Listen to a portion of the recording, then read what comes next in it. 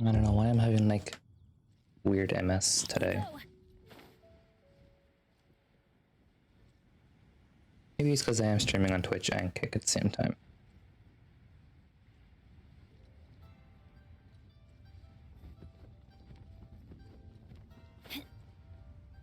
Alright, it's one of those things. And here you think you have all of them.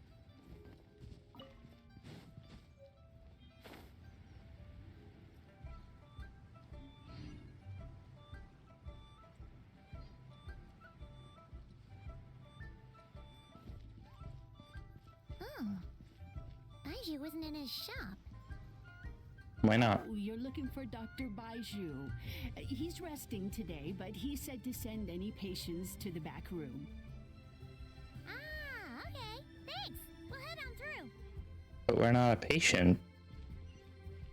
Are we?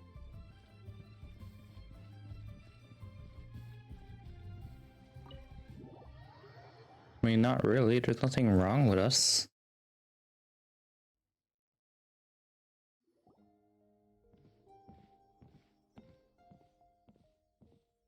Oh, look, we have a special guest. Paimon, welcome. What can I do for you? It's the Traveler. He looks absolutely beat these days. He has these huge dark circles around his eyes, like he hasn't slept a wink. And he keeps spacing out. You have to call his name several times before he snaps out of it. What do you think it is? Is he sick? Oh, is Traveler prone to sickness? I find this surprising. I guess I could be, I'm not sure. Very peculiar. In all the time Hello, how you doing? Hello, Grimmy Moon, how are you? Come to me with a health complaint. Welcome in. Come, let me take a look at you. I'm doing well, can't complain. Thanks for asking, you're welcome.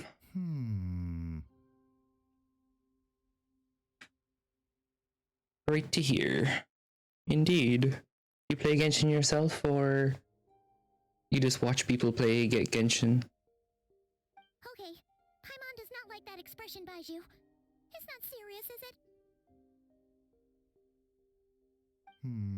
Complexion is good. The second one. Clear. Fair. Save your money. Steady, Smart pulse is choice. Strong. Physically, you appear to be in good condition. I cannot say the same. In theory, your energy level should reflect that. You should be feeling right as rain. I play Genshin, Wuthering Waves, and I spend too much money. But games are fun. That's why we spend money on them. What kind of games do you play? For me, I play like these kind of games, quiet games, sometimes chaotic games. There's no really specific genre of games that I play. It's a wide variety. Hence my concern. A clean bill of health is usually a good thing, but in this case, it likely means your situation is more complicated. I don't play much games, but sometimes I play CS. What's CS? When I hear CS, I think like CSGO or something. Oh wait, Counter-Strike. It's a Counter-Strike. I thought so. Physical illness. It took me a second, but I got it. Detectable symptoms that can be used to diagnose, medicate, and cure the condition. But afflictions of a non-physical nature, they fall outside a doctor's realm of expertise. Huh? I know a few people that play that game alright. Personally, I don't think it's for me. If I was to play something like that, I'd probably play like World of Tanks or something. That seems fun. Curses, dark magic, it's hard to say. It could just as easily be a simple case of mental fatigue.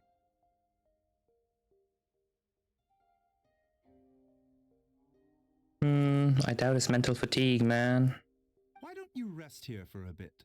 Whatever it is we're dealing with, clues to your condition are sure to reveal themselves in time. Once we know the root cause, we can administer the right treatment.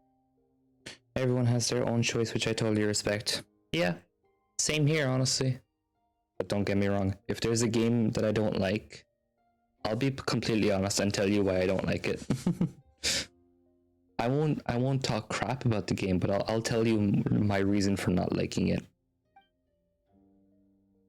The snake is not talking. I've seen my fair share of mental afflictions. To start with, some calming incense, a good night's sleep, and a good meal will do you a world of good. That's fair. Yeah. In the meantime, You guys, it's better to be honest, right? For afflictions that present with mental fatigue. Plus, in some cases, once you're honest, people can use your honesty and make a better game. If you're talking to a game developer. Still, we're not experts on this kind of thing. I say we should strongly consider calling in a specialist as soon as possible. Alright, who's the specialist you're calling? Oh, must be a rare condition if not even Baizhu and Changsheng have seen it before. I'll be honest, this is an artist cold call. You'd be open to hearing how I might be able to help you?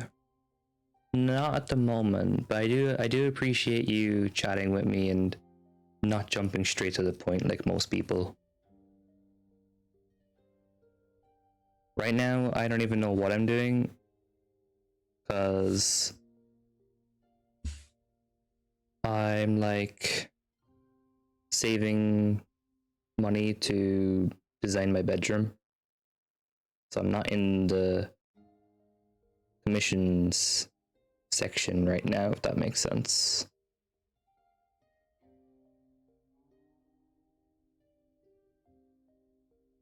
But I mean, you can follow me like anywhere on my socials, and I can look at your profile if you ever want to, of course. Well, all we can do is take their advice. You look like you're about to collapse anyway. I suppose, Paimon. Just get some rest. Paimon will be right here by your side. Fingers crossed you'll be all better when you wake up. Maybe.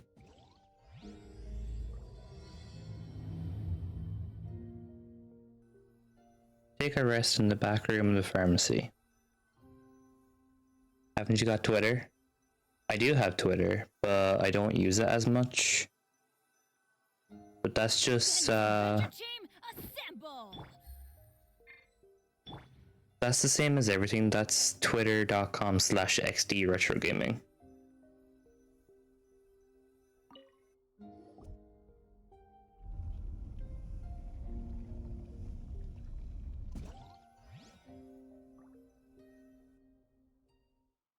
I should put it back on my card, honestly.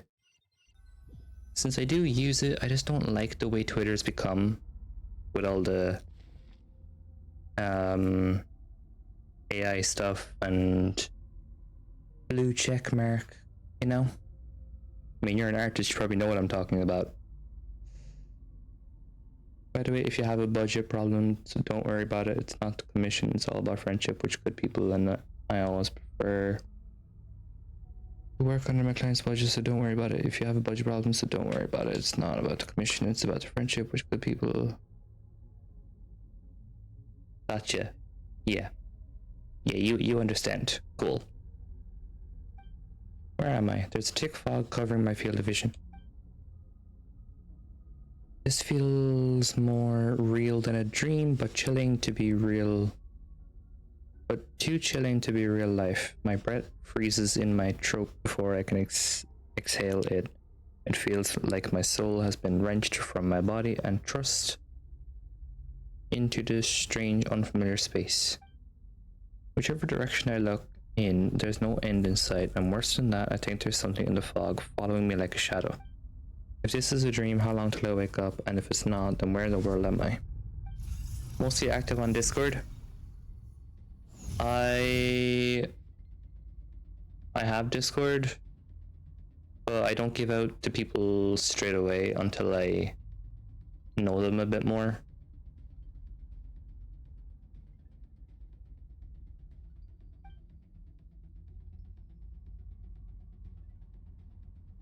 Yeah. And I only add people on Discord that I've collabed with in the past. What in the... Something just pierced through the fog and stabbed me in the back, but there's no blood. That's a strange light coming from the wound, and I see this familiar looking spike retracting back into the darkness deep inside. It feels like a part of me is missing, and another wave of fatigue is washing over me. Haven't you got overlays? I don't use overlays. This is my main screen. This is the gameplay screen.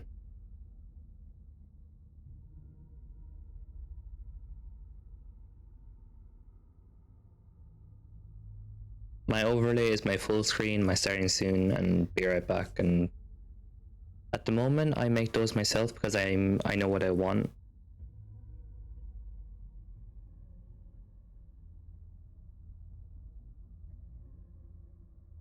I like making my own stuff. It's fun. You made that model yourself? No, I didn't make the model myself.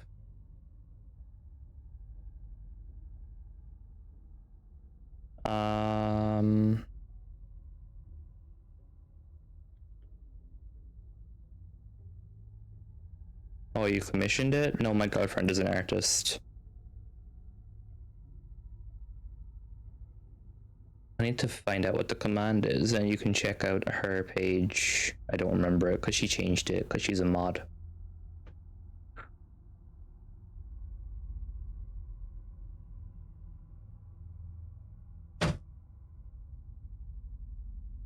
What's the command you changed? The artist one, what's that now? Click. Huh? It's just a click. Oh. Here you go.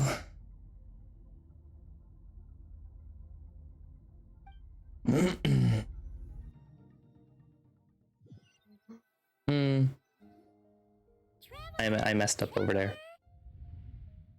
Oh. Oh. Fine, fine. As long as this side's perfect, it's fine. Yeah. Rise and shine. Time to wake up. It says no page found. It says page not found on VGen. Why not?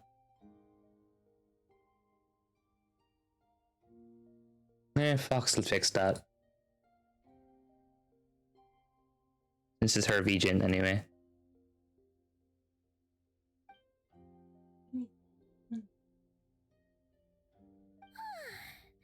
For once, you're making Paimon look like an early riser. It's already afternoon. Hopefully all that sleep did you some good. Feeling any better? Paimon, I need you to check if there's a cut on my back. A cut? What? Did you scratch yourself in your Skirk. Alright, Oh. let Paimon take a look. No. Nope, nothing there. Wait, did you have a nightmare? Sort of. Okay, don't panic. Paimon heard that dreams tell us what we need by showing us the opposite. So, if you had a nightmare, maybe all you need is something to cheer you up. Come on, Paimon will treat you to something yummy. Tell her I follow her on Twitter. Okay.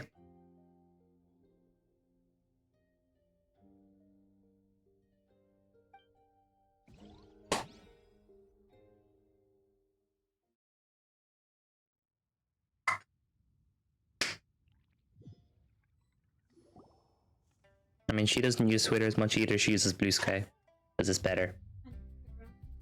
You and Paimon head to the restaurant sensing that something isn't right. Paimon orders a bunch of dishes to cheer you up. What? So, in this dream, you were trapped in a weird place with thick fog everywhere, and then a spike came out of nowhere and stabbed you in the back?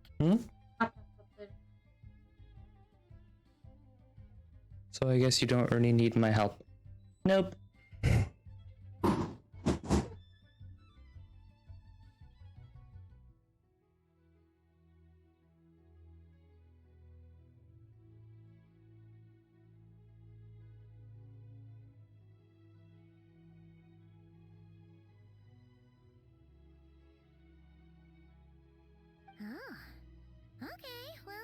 that's a new one.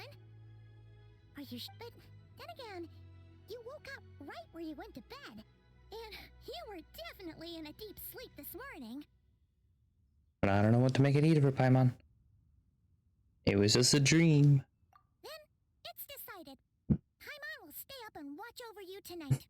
If anyone tries to mess with you, Paimon will beat him up. Paimon, you're like 2'2".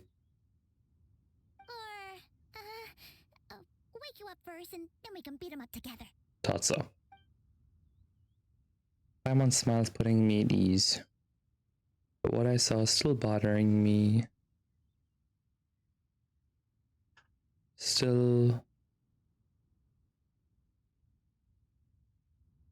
What I saw still bothering my dreams, so chilling, and it almost feels like something watching me from over the corner of the world, even now. Something stabbed me in my dream, but when I woke up there was no wound. Still, if it focused on that area, I feel a vague aching, almost as if it's deep underneath the flesh. Something is. Something is missing.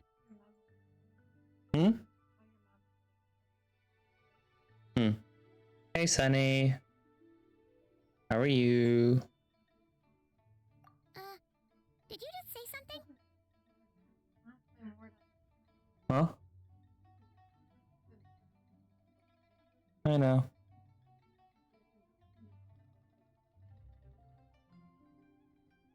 Can you put that back in? Oh. The light?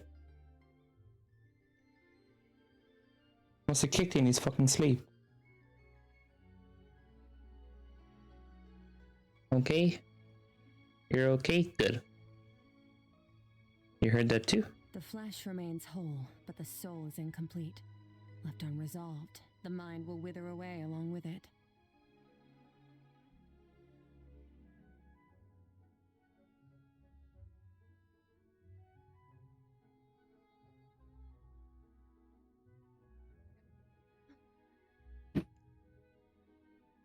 What the? Wait! Paimon remembers you! You're Childe's master!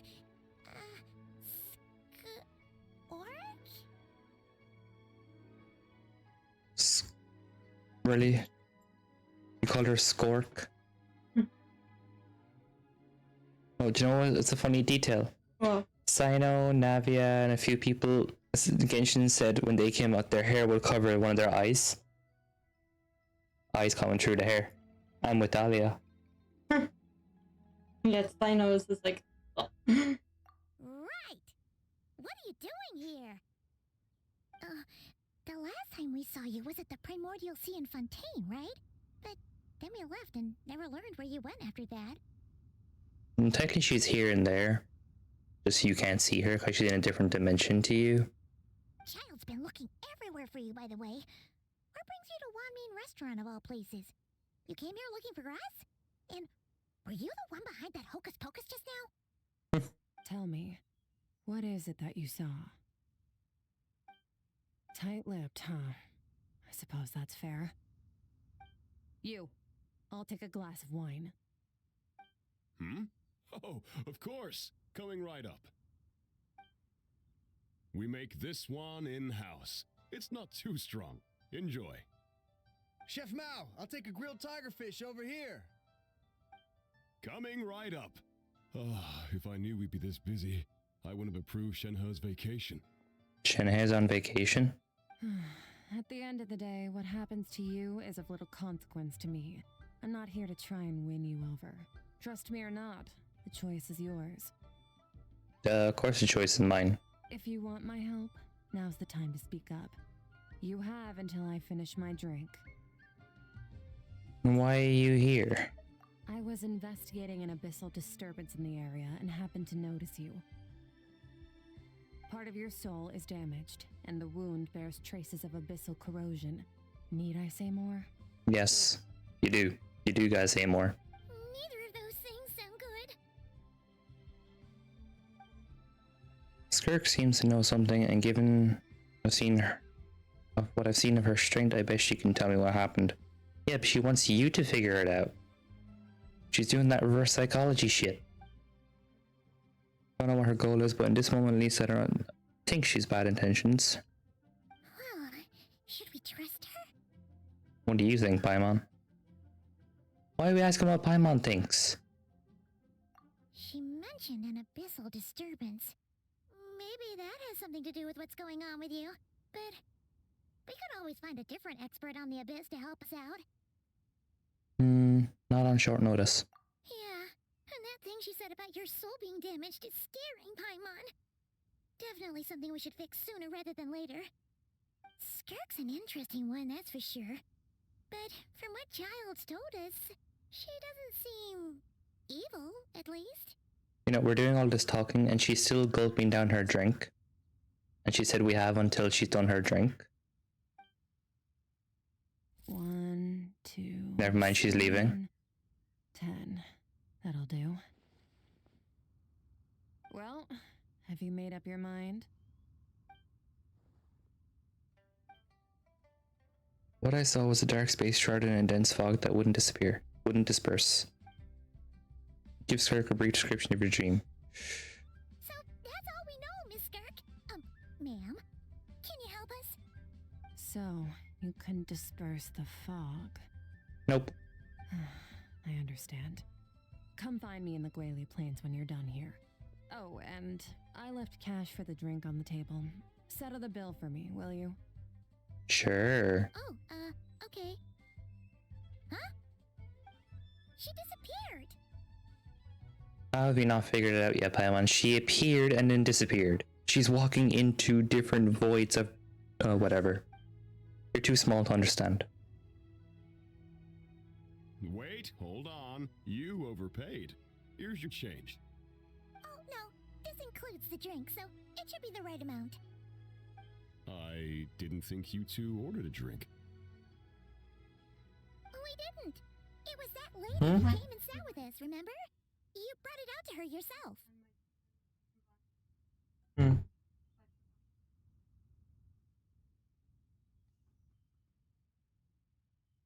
You sure?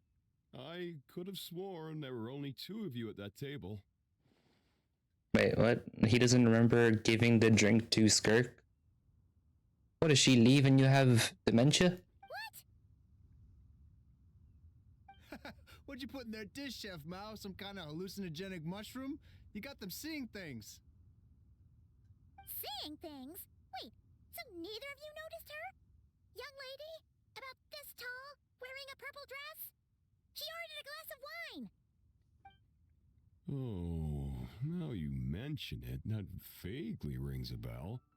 And it looks like I did open the wine jar, so it must have just slipped my mind. In any case, that settles your bill. Come again soon. Yeah. Chef Mao, check please. Coming! Okay, what was going on there? It's like they didn't remember Skirk being there at all. 'Cause they didn't. Even Paimon was half convinced we hallucinated the whole thing. But that Mora she left for us was definitely real. Was it though? Oh, this whole situation is giving Paimon the creeps. But anyway, she told us to head to the Gwali Plains, right? Let's not keep her waiting. Yeah, God forbid she'd be waiting. She just stops time and waits.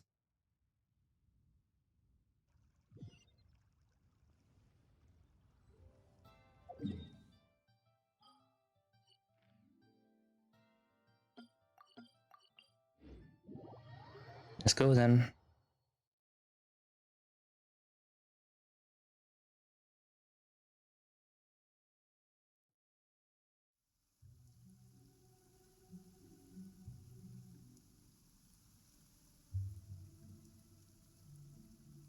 Okay, where'd you go now?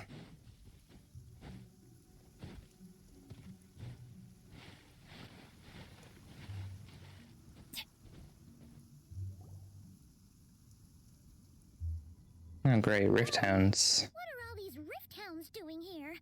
Huh. Looks like they're collecting something.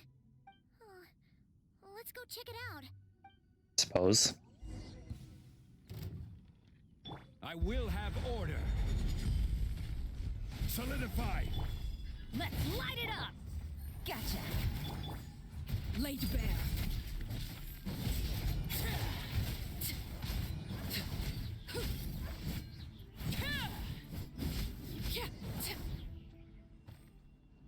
Okay. What are you saying the fuck? So, I updated this and is it's not what you're updating. collecting. Weird. It looks kind of like... God remains. Yeah. What is going on here? Good question. From the moment they are born, all beings with great power have an impact on this world. Even if their body is sundered and their soul extinguished, their influence remains. Gods are the most common example of that. The remnants of gods who fell thousands of years ago remain buried deep within the earth, carrying within them a warped will and a dark curse. Together, these remnants form what you call God remains, and it appears that some of those sealed here were dug up and removed. There are traces left, but they're fading fast. My man, why are you that close to her? What are you doing? Nothing. Just wanted to make sure you were, real? She's definitely not a ghost traveler. Paimon poked her, and she's solid. After you left the restaurant, the other diners acted like you were never there. Your life hangs in the balance, and that's what you're fixated on? Strange set of priorities. It was just a trick to avoid being perceived. If someone notices no. me, those memories are erased. Simple as that. Unlike you, I have no desire to establish a connection with the world. The weak and the lowly have no right to remember me. They're lucky they only have a few missing memories to show for it. Now, can we please get back on track? Yeah. Okay. Where were we? Right. The God remains. So, basically, there's now less of them here than there used to be, right? Isn't that a good thing? In our experience, God remains are 100% bad news. A lot of terrible things have happened because of them. Maybe it's a good thing by human standards, but power doesn't come from nothing, and it doesn't just disappear for no reason. Right. The remains aren't just gone, they were taken. Like part of my soul. Very clever, traveler. You aren't the only one who had something taken from you. There are victims like you everywhere. The only difference being, you can speak, and the remains cannot, so it went unnoticed. Why target me? Okay, it's fixed now. Was it that one line? Something similar happened in Sumeru. Within the span of one night, countless consecrated beasts were slaughtered, and a large amount of the god remains buried in the desert went missing.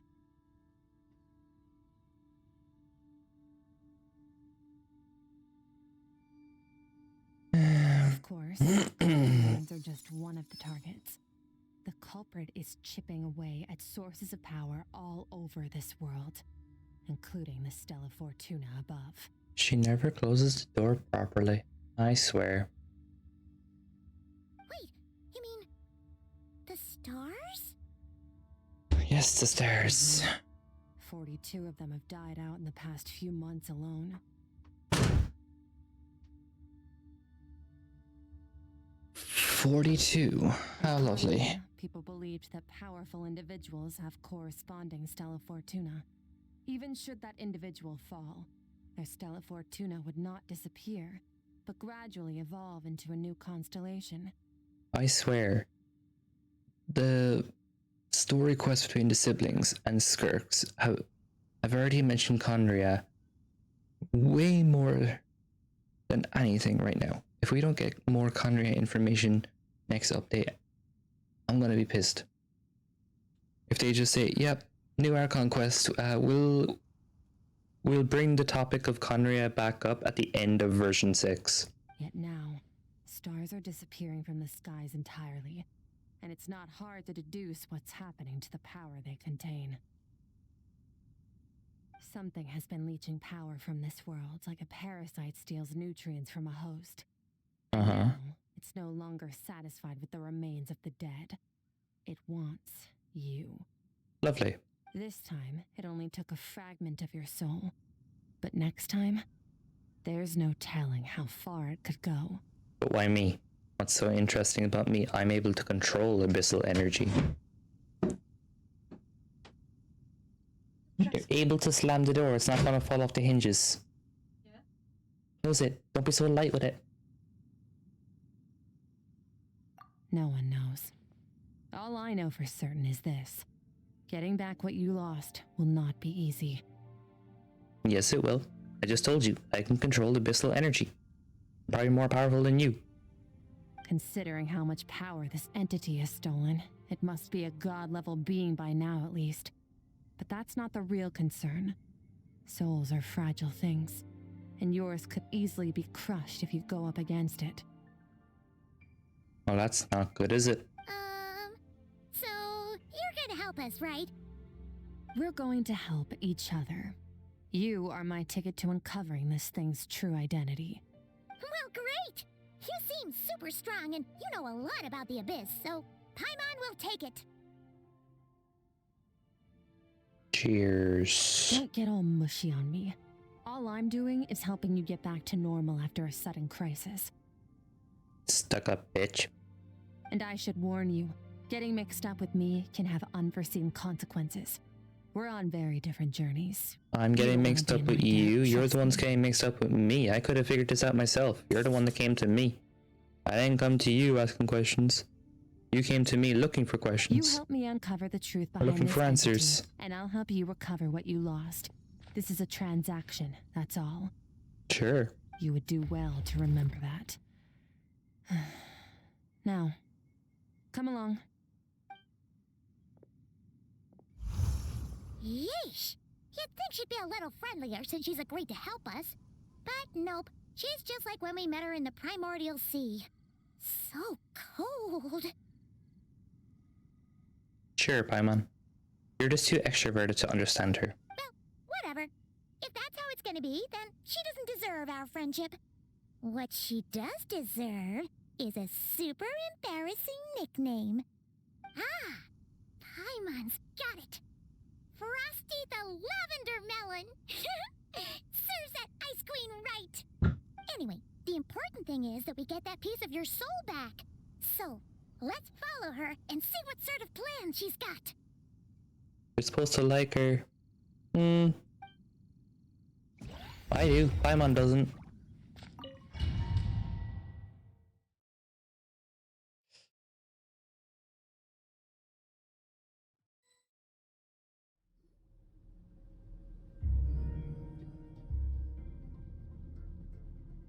Whoa! This place is way bigger than Paimon expected. Probably. Where are we? This is where I live. I suppose it's the closest thing I have to a home here. Seems more like somewhere in the abyss. It is. I brought you here because time flows differently in this place. I don't know how much Ajax has told you, but when he fell into this space, I mentored him for 3 months. In that time, only 3 days passed in the outside world. Ajax? Oh, right! That's Childe's real name! Yeah, Paimon remembers him mentioning something like that. Next thing you know, she'll be going around a Polaroid and a bow and 2 swords. Paimon? Never. So, a month here is equivalent to 1 day in the outside world? That should mean we're safe from that power-hungry soul snatcher for now, right? Yes, well, I didn't bring you here just to show you around. In the outside world, the Traveler could be attacked at any moment. But coming here has bought us quite a bit of time. Now, we just need to figure out how to investigate that place you saw. The one full of fog. Both your description and the abyssal disturbance I felt point to that space having some connection to the abyss. It could even be a domain similar to this one. The thief who stole that fragment of your soul is hiding there. But the abyss is a chaotic and turbulent place.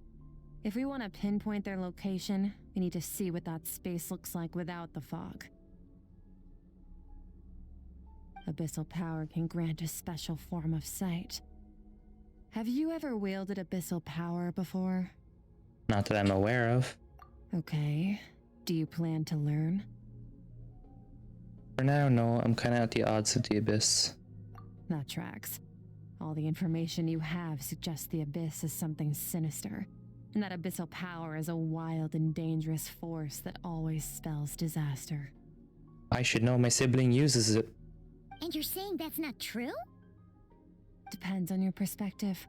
Floods and hurricanes take countless lives too.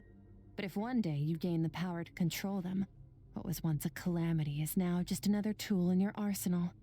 I'll respect your opinion, though. Just means we have to turn to the second best option. Yeah, what's this? A little abyss crystal that contains my power. Wear it on your head, and we'll be able to perform dream mirroring when we fall asleep.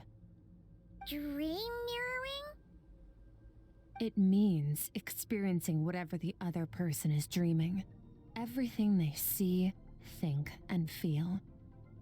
Alright. Since you haven't studied the art of using abyssal power, and have no plans to jump in the deep end right now, I'll have to do the investigating for you. Why did I have to be upside down for that? With dream mirroring, every time you slip into a deep sleep, I'll see with my own eyes whatever scene plays out in your mind. Then, I can guide you through the dream environment, and we'll take back what was stolen from you. You make it sound so easy, but it's gonna be dragged out for a whole hour. Huh. You make it sound so simple. That's what I said, Paimon. All I need to do is wait. Is there anything else you need me to do? Tough to say. This is an unprecedented situation for both of us. Even assuming we do manage to find where this entity is hiding, like I said, getting your soul fragment back won't be easy.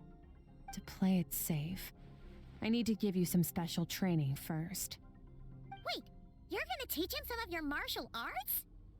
Does that mean the next time we see Childe, we have to treat him like our senior? Do as you want. For my part, I don't see you as my disciples. You're already a pretty good fighter. All I'm planning to do is build on your current skills and train you for the specific scenarios that I think we might face. Sure. But that's enough talk. If you're ready to do this, then come with me. Time might be more lenient here, but that's no excuse to waste it. Oh, she moves fast. Paimon can hardly keep up with her. It's because she's a rift walker. So, special training, huh? Kind of a rare opportunity. With your skills, there's not a lot of people qualified to train you. The last time something like this happened was probably anti-Raiden Shogun training, right? Oh, feels like a lifetime ago. Skirk seems pretty strong too, though. Remember how she said that the all-devouring narwhal was just her master's pet? Maybe we really will learn something here. Are you gonna keep talking every time a portal opens and keep her waiting on the other side?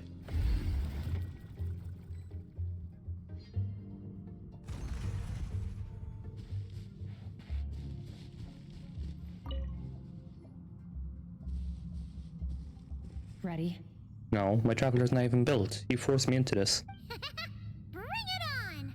Your training will be split into 3 stages. Testing your blade work, elemental abilities, and reasoning skills. We'll start with blade work. You're no rookie in this area, so I won't bore you with the basics. During your long journey, you've no doubt sparred with a lot of talented sword fighters. Consciously or not, you will have picked up all kinds of techniques from them. You bet!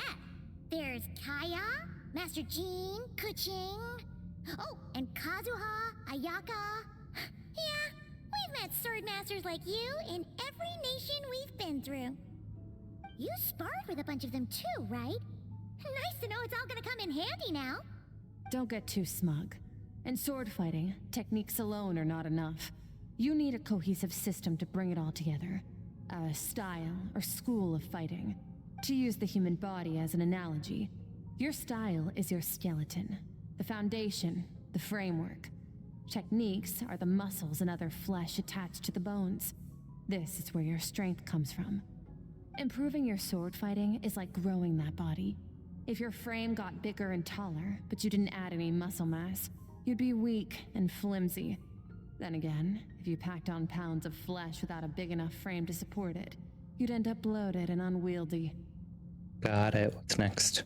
You need to do some introspection. Take a good, hard look at your past experiences and figure out which parts of what you've learned are just techniques and which parts can be used to form your own system of blade work. Only then will you get the full utility out of all your thoughts and observations along the way. Only then will every strike you deliver make perfect sense. Wait, is that it? Paimon thought you were gonna teach him some cool new moves. Like when you went swoosh and opened a tunnel to another place.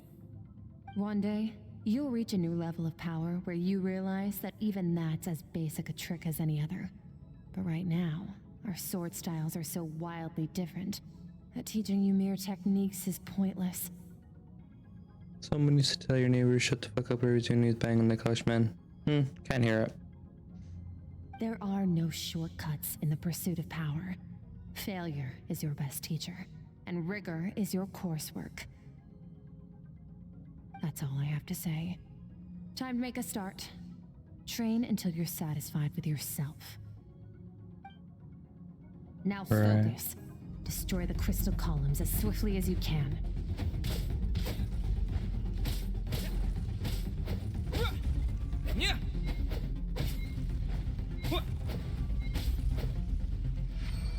Okay. Jesus, more.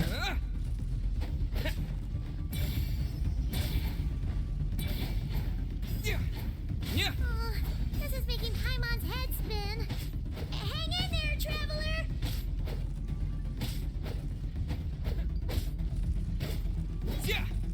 You're really gonna make me destroy 900 crystal columns? What's the matter with you?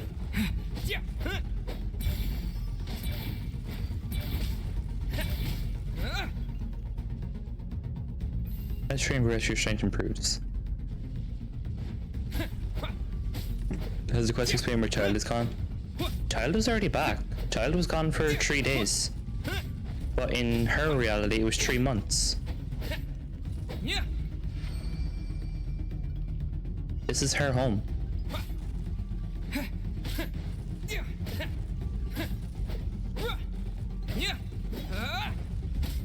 Childe was back before even Ardashino came out.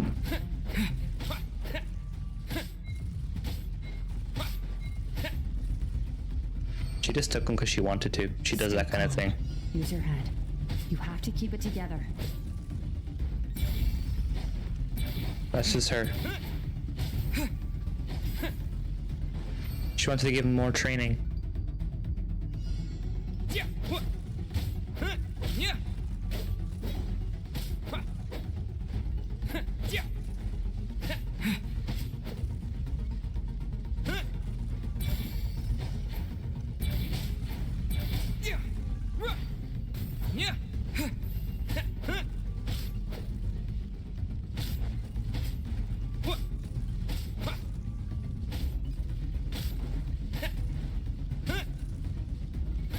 Come on, hurry up already.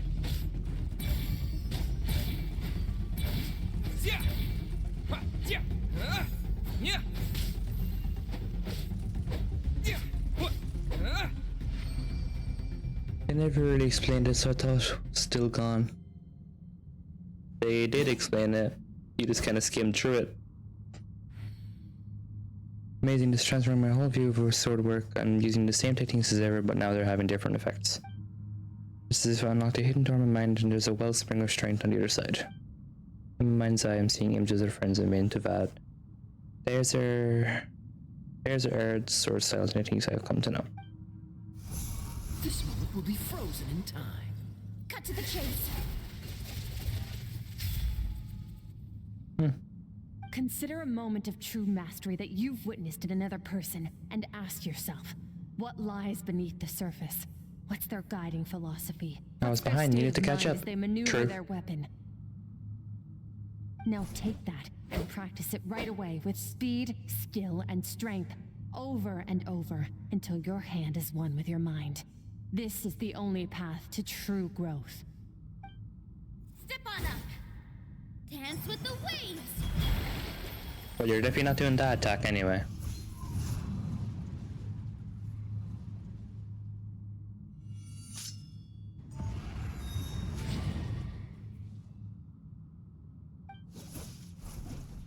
My sword style, my journey.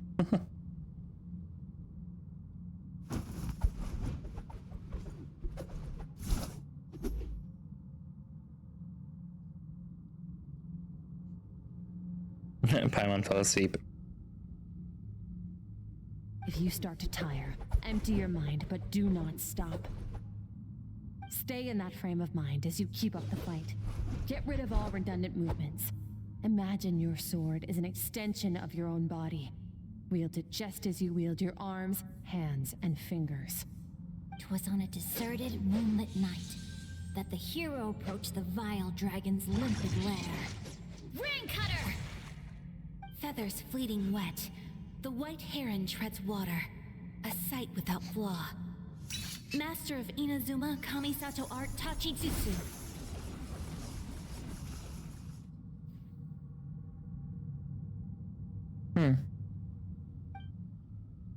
With each slash in my blade, I felt my strength increasing. I don't know if my weapon can contain all this power.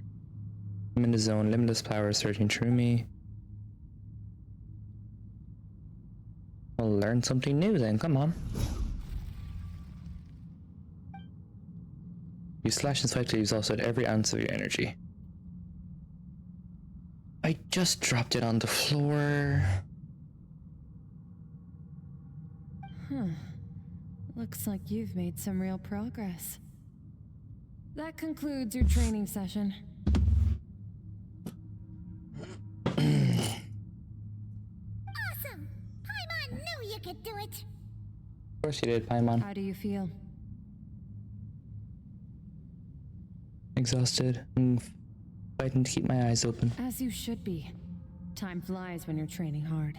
You've actually been going for several days now with no rest. Yeah, meanwhile Paimon's had a whole bunch of naps. But you were so focused, she didn't want to interrupt you. Go get some sleep. I'll be doing the same very soon. Let's hope you see that foggy place in your dream, so I can get this investigation over and done with.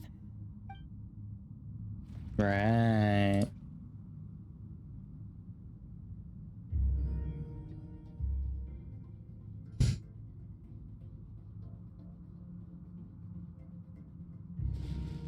Go to the makeshift camp and rest. Okay.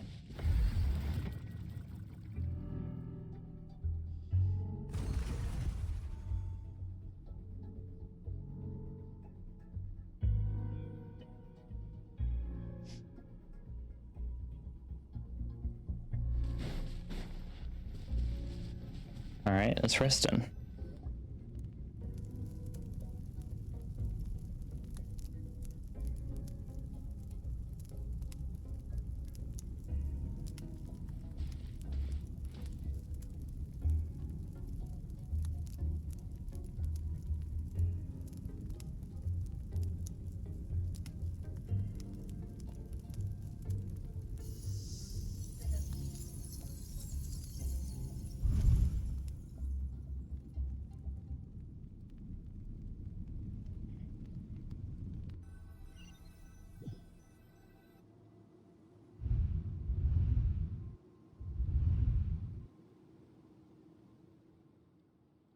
What's this place?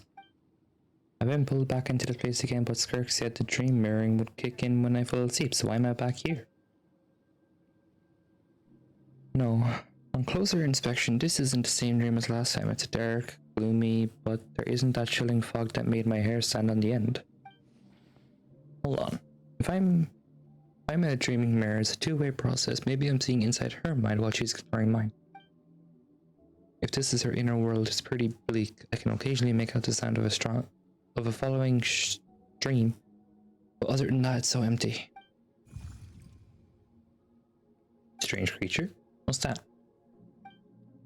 What's a strange looking creature doing here? Where did it come from? I think it wants me to follow. Might as well see where it leads.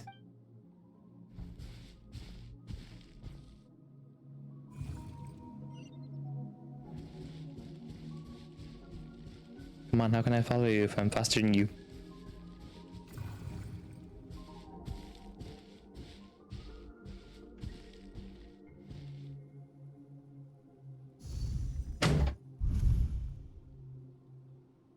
Skirk, why are you skipping classes again? We've talked about this. 'Cause he's a crabby old man, and he's a boring old man. I don't like going to his classes. Excuse me. You shouldn't talk about your teacher like that. It's very disrespectful. All right, let's not get into a big fight about this. Skirk's learned what she needs. There's no point forcing her to sit through more classes if she doesn't want to be there. But I'd still love to hear about what you got up to yesterday. Why don't you tell your dad all about it? I went diving, and I saw this huge fish. I never knew they could get that big. It looked kind of dumb, though, with that stupid big fat head.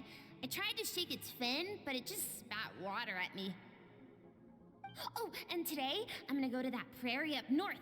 There's supposed to be this giant bird there that can spit fire. I bet if I climbed on its back, it could fly me all the way to the stars.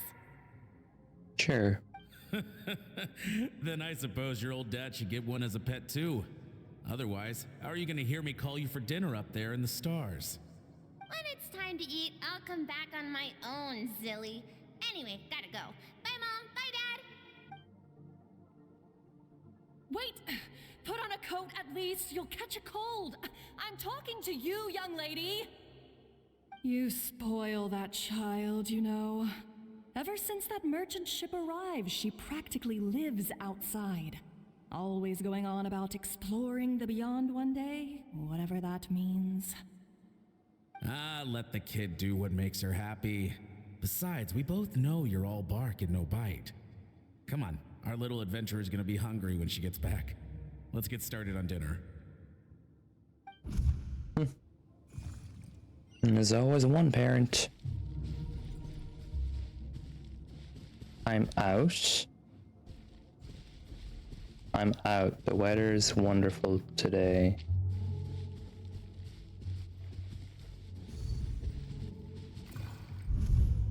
The stars shimmer high above. But what lies beyond the stars? Mountains as far as the eye can see? An endless snowy plain? Or maybe buildings taller than the sky, like the people from the merchant ship said. I can't be the only one asking these questions. The universe is fascinating. If only I could meet some other people like me. We could set sail together and explore every corner of the world. I'm sick of being a kid. There's so many amazing things out there, and I'm ready to see them all. But for now, I'm starving. Better get back.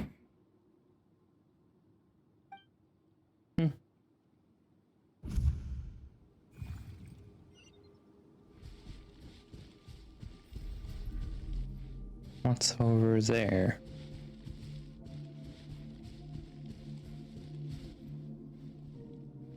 Something going on.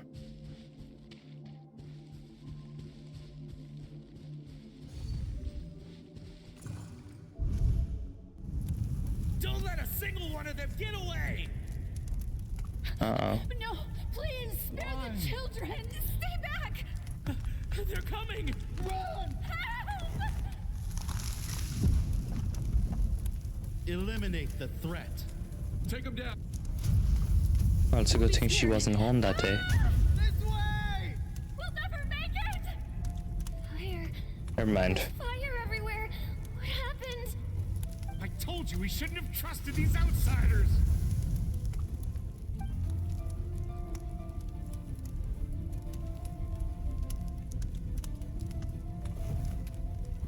Why are you doing this? What did we do to deserve this?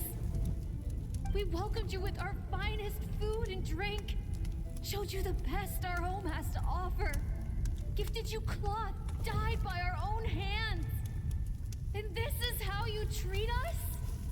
Run! Save yourselves! Captain, Zone 3 is clear and we have Zone 2 surrounded. Begin extermination. Remember the orders from upper command. No one is to be left alive. Rest assured, sir. We have enough munitions to annihilate these savages and burn their entire civilization to the ground. Good. The only ones who put up a real fight are that man and his wife, correct? What's their status? We shot the man in the ankles and the wife broke her wrist attempting to fight back. They won't be doing much more fighting. They're holed up in their home for now, but they won't last long. To prevent them from making some kind of last stand, we're planning to clear out the other zones first so we can send a bigger squadron to surround them. Well, well. Turns out some of these beasts do know how to use their claws. Now the threat these savages pose will be undeniable. Let them cling to what's left of their lives for a little longer. Once the other zones are cleared, I'll cut off their heads myself. Kinda dramatic.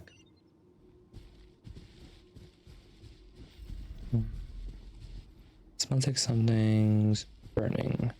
What's going on?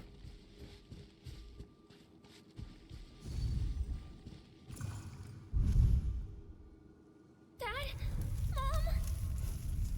Skirk, you're all right? Thank heavens. I'm so happy to see you, sweet girl. But you need to go. It isn't safe here. They'll be back any second. What happened? You're bleeding a lot. Dad? This is the place. Alert all units. Prepare to surround. Run, Skirk! Run as far away as you can. Don't trust anyone. Your dad and I, we're not afraid to stare death in the face, but we need you to survive. My clever girl, so curious. You're already so brave. I know you're going to grow up to be such a positive light in this world. Whenever you miss us, just play this song. Remember, life is a gift. Don't let darkness claim it. Break down the door! Look what we have here. A savage that can pluck a tune. Well, the show's over.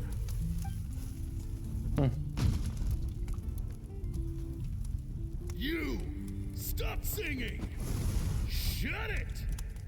I said shut it or I'll make you! Fine. Have it your way!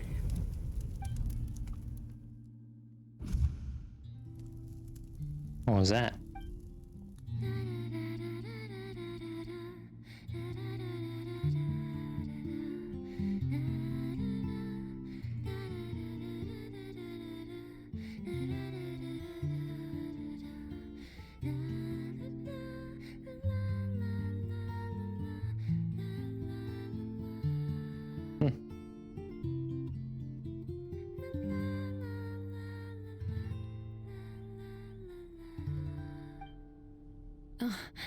You're awake?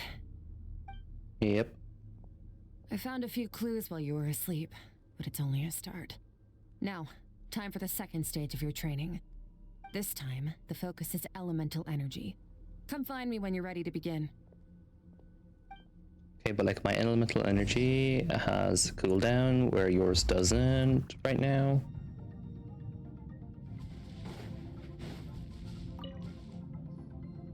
Man, staying in the abyss feels so surreal, don't you think? No. No day and no night? It's like time hardly exists. If we weren't careful to keep track, it feels like we'd have no idea how long we've even been here. Well, except for the fact that Paimon still gets hungry like clockwork. You go do your training. Paimon's gonna grab a bite. Of course. I'm ready to start. The way I see it, the pursuit of power is divided into 3 stages. The first is mastering the use of standard weapons. Next is learning how to harness natural energy. And after that, you're free to challenge even higher dimensions. Cool. The natural energy of Tevat is, of course, elemental energy. But that's not my area of expertise. I draw from a different source of power. What do you mean different source of power? Abyssal power, yes. Oh. Also known as the power of the Void Realm. My master, Sertologi, is a true expert in that area. After all, he was one of the group of 5 that infamously stole the all-encompassing power of the Abyss. An act for which the people of Conria gave them the epithet, the 5 Sinners. The elemental energy of Tivad, on the other hand, is derived from the power of the light realm. These two forms of energy exist in direct opposition to each other. Suffice to say, there's not much I can teach you this time. There's something familiar about the power you use. It almost seems related to cryo in some way. A keen observation, traveler. Call it respecting local norms. The Abyss stands in direct conflict with the will of this world. So, to make my life easier, I disguise my power to make it appear cryo-like in nature. It's a technique I learned from some Conrian ruins, known as the Seven Shifting Serpent. If you ever change your mind about delving into abyssal power, I can teach it to you. Yeah, it doesn't suit me, but I have the power to purify it. So I've heard. You seem to have a knack for removing abyssal power. Hey, Archie dog, I have something. Is purification really what's going on there? Like I said, power does not simply disappear. What are you trying to say? Just thinking out loud. Let's focus on your elemental training. That's what's gonna help us if the situation gets tricky. True growth comes from adversity, but only if you make the choice to pick yourself up again every time you fall. So, it's time to push yourself to the limit, and then keep pushing. This is the only way to advance at pace. Use the power of Animo to clear the field as fast as you can.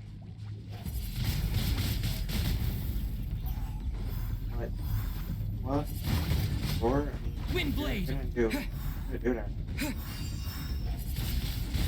Everyone else. That means everyone.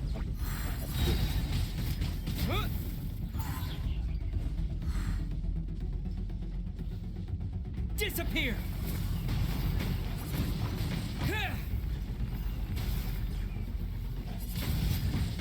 Windblade. I was gonna tell you.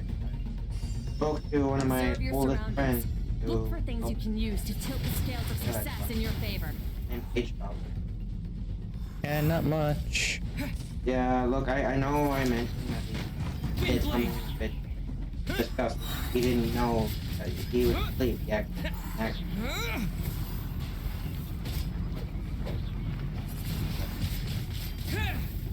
Interesting, they switched my element type for this. He's willing to help out.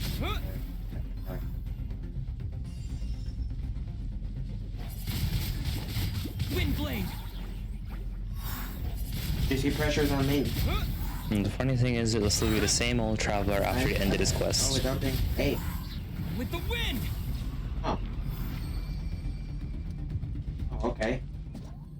Train elemental powers by 1, ending with Hydro. Use the power of Hydro to destroy the spikes. Yeah.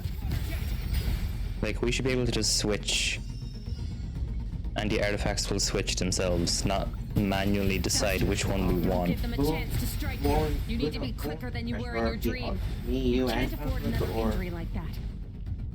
Like, do all three of us own it? Because if all three of us own it, that means like they if it was Friday and like we're doing our he could do it.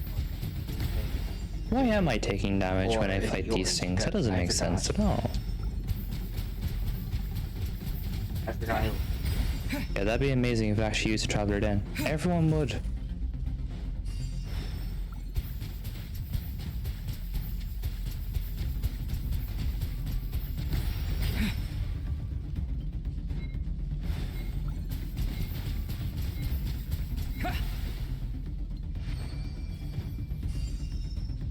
How am I getting hurt? I don't know.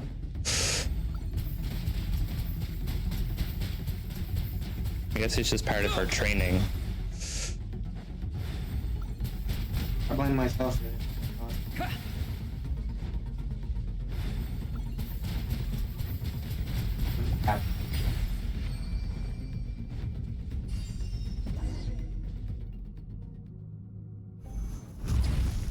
Now it's Geo.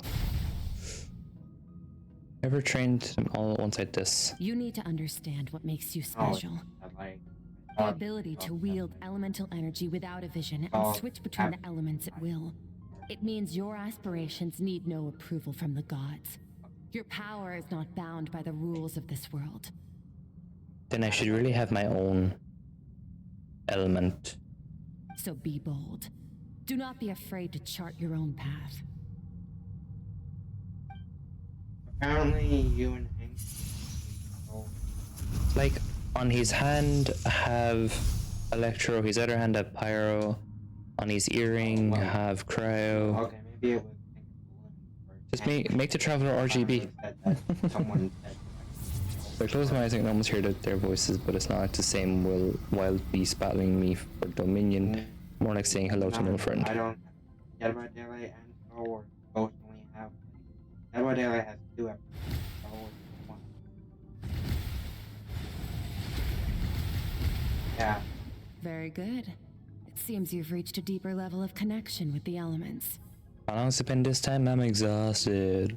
Long enough for you to lose yourself in your training, which is a good sign. Relentless practice with the elements has drained all your strength, but it's also what allowed you to make progress. Get some rest. When you wake up, we'll proceed to the final stage of your training. Okay. It's alright. Another dream then.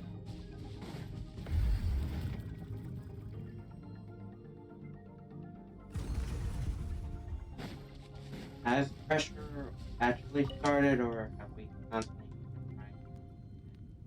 I know. Hey, you know what? You know what we can do, dog? You know the way on weekend,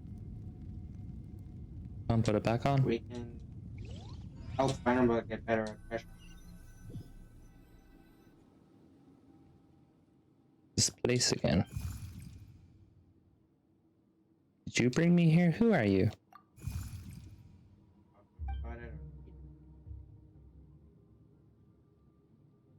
No response. Strange creature just floated away. What is the thing? What is it doing in Skirk's inner world? And where is it talking to me this time? Or where is it taking me this time?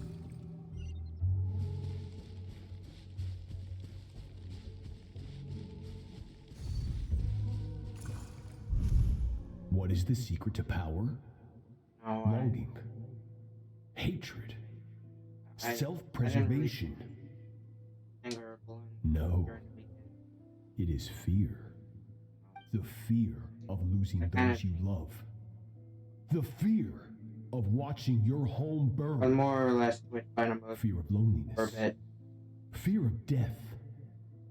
Yikes. Fear is the source of evolution. It forces humanity to adapt to their environment and overcome hardship. It is in the process of prevailing over our fears that we surpassed first ourselves and then the rest of the world. That fear is now part of you. It calls on you to evolve. And it is time to answer. I'm pretty excited. I know that the admin panel seems like a big thing, but I think it helped a lot. Ow, it hurts. Dad.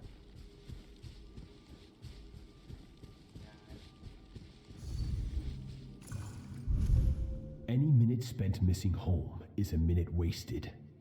Practice your sword work instead. Do not make me tell you twice.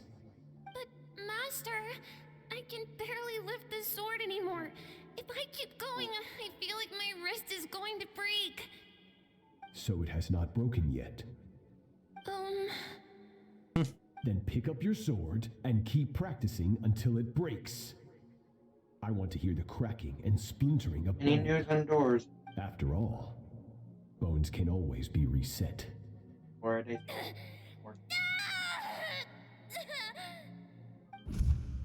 What a tough master. Can't breed. They still need a... Everything's gone black.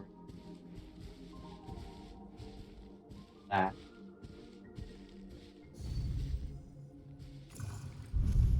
Good, Skirk.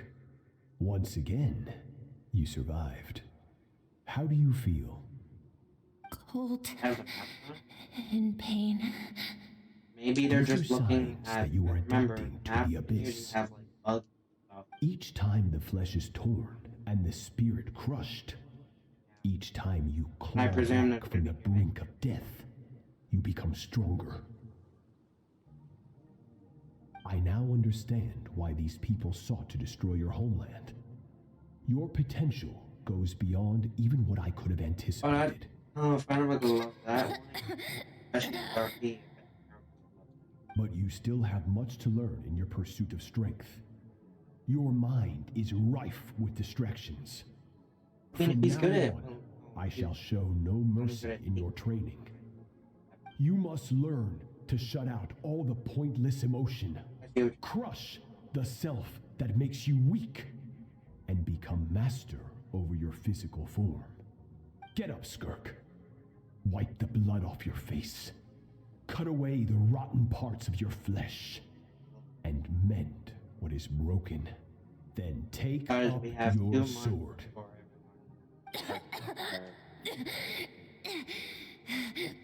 Yes, master. Firebug being a That's deep. being he's like one of I'm like why aren't you Dream is over, but I can't get that self-getting-aggressive feeling out of my head. So many questions about Skirk's past. Where does she come from? What has she been through? Hopefully you got some good rest. Skirk said to tell you that she's ready to start the final stage of your training whenever you are. So, want to head over now? Or did you want to wait a little? I really want answers, but right now, it's vital that I complete my training. Once that's done, I'll find a chance to talk to her.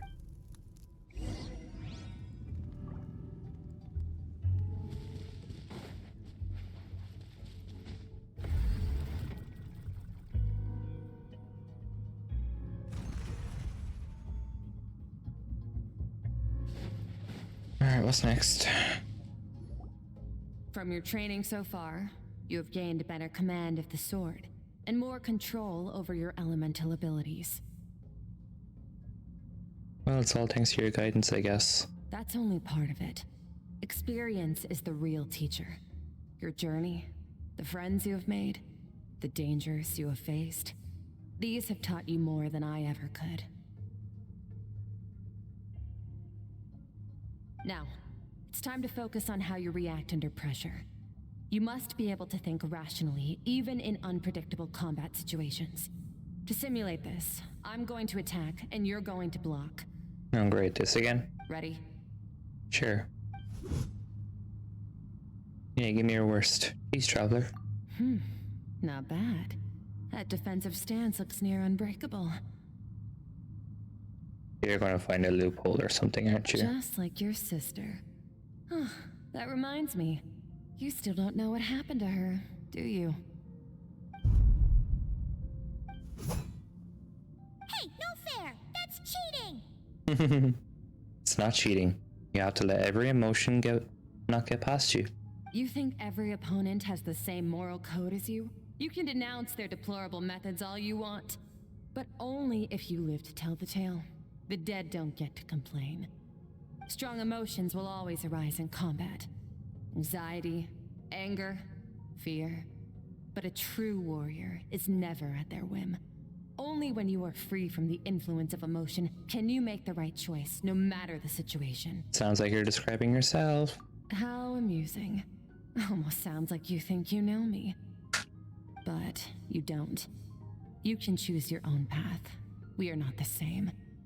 Let's begin. Try to use reason over emotion. Make the most rational and advantageous decision in any given moment. This is your final training session. Look alive. Okay. Same drill as before, but this time I'm going to interfere. Hold your focus.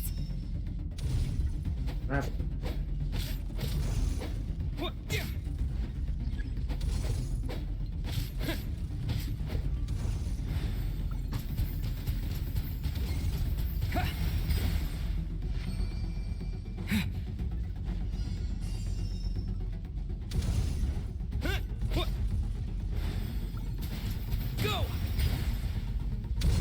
Water jet! Water jet! Go! Go! Yeah!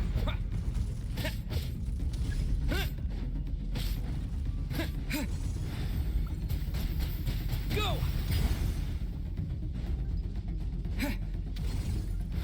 Go! Okay.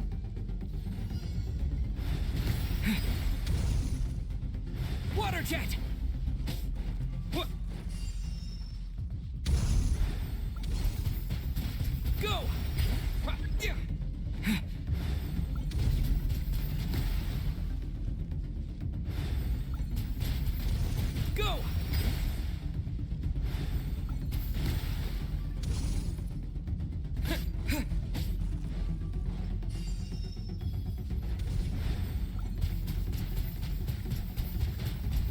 Go!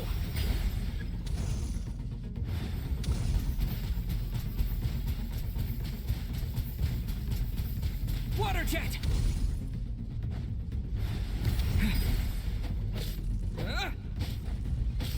Not bad. Better than I expected.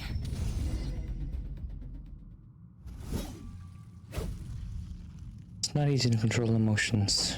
Battle is overwhelming, but if I can just focus all my attention on what my opponent is doing, I should respond. It's almost like my emotion take a back seat. You're getting the hang of it. The first step to controlling your emotions is controlling your mind. You want a unified train of thought. It all comes down to focus. Focus on the battle.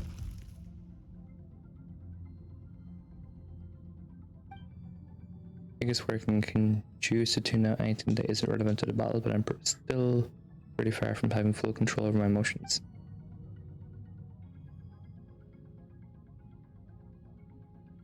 Your mind is rife with distractions. From now on, I shall show no mercy in your training. You must learn to shut out all the pointless emotion, crush the self that makes you weak, and become master over your physical form. Skirk went through this kind of training too, didn't she? How merciless does the training have to be to make someone substitute all emotion for pure reason? Stop. Let's pause here. One look, and I can tell your mind has wandered. That's to be expected. There's a limit to how long a human being can concentrate on one thing. Staying calm and focused sounds simple in theory, but in practice, it's more demanding than sword work or elemental abilities. Skirk's right. Now that I've stopped all the emotion that I was suppressing are rushing back to the surface.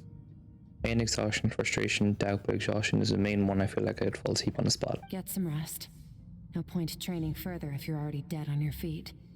Like I said at the beginning, the only goal of this training is for you to reach a point that you're satisfied with.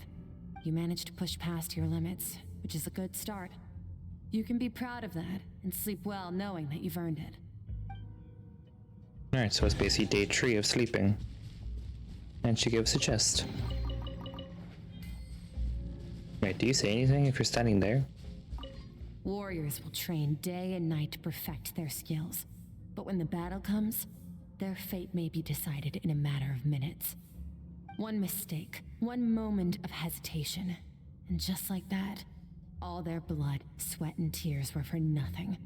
You need to push yourself to perfection, or you might not even live to regret it.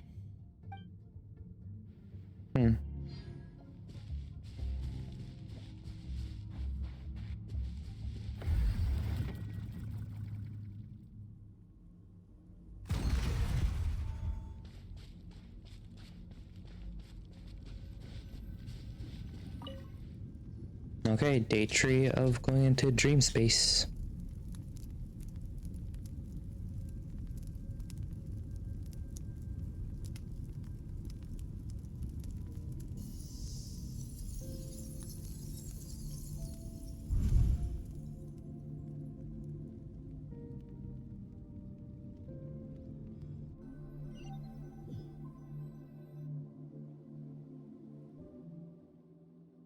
Looks like I'm back in Skirk's inner world.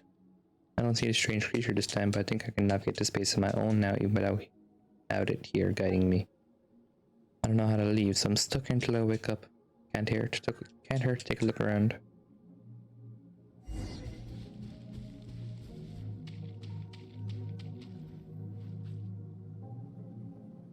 Skirk is amazing. She faced down that terrifying giant and cut its head clean off. Oh, she got hurt though, didn't she? I heard it was pretty bad. Yeah, well, that's a given. But the moment she was on the mend, she got right back to practicing her sword work. I heard Master suffered a grave injury once too. Lost an arm and a leg and still came back stronger than ever. Skirk's becoming more like him by the day. Incredible. I wonder if I'll ever reach their level. They're always so resolute, so unshakable.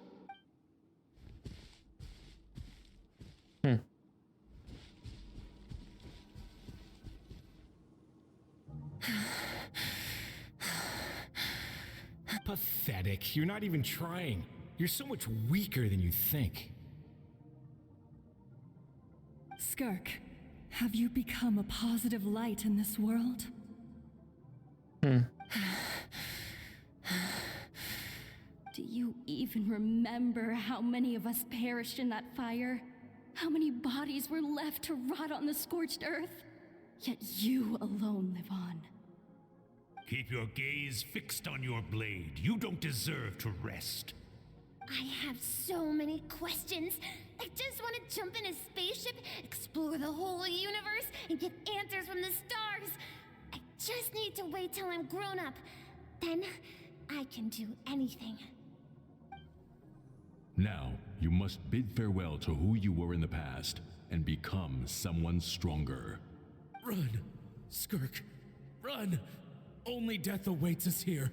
Keep running and don't ever look back.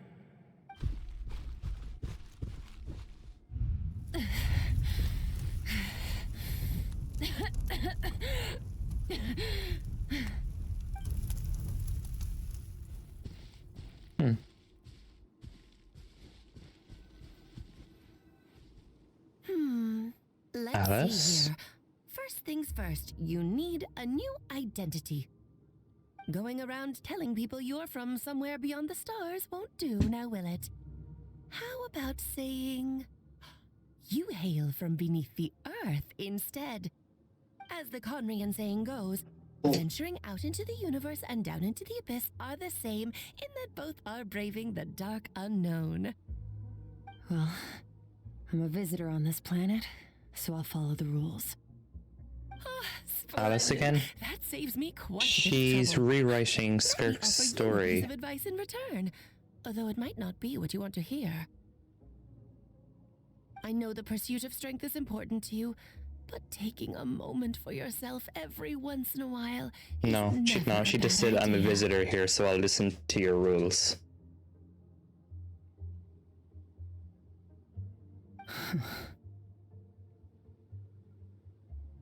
Ignore her existence for too long, and there will come a day Oh, she's like the when you traveler? can no longer hear her voice. Kinda, she knows of Conria and everything and all the gods.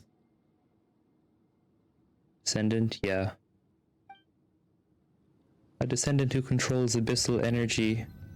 Well, abyssal power, but she hides it. That's why she is cryo. So she's cryo abyss.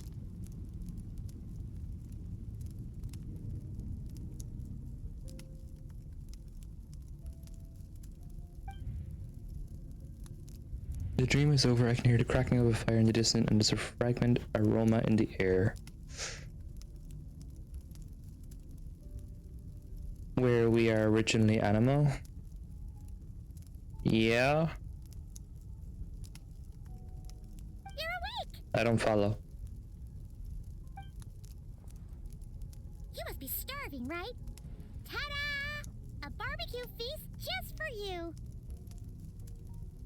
I'm a little bit hungry, yeah, I'm starving. Of course you are! That's why Skirk and Paimon got this all ready for you. Dig in! Before it gets cold. You two? So you're best friends now? She's cry, we're the traveler's animal. That's cause that was his first. No, not like that. She just uses cryo to mask her abyssal energy.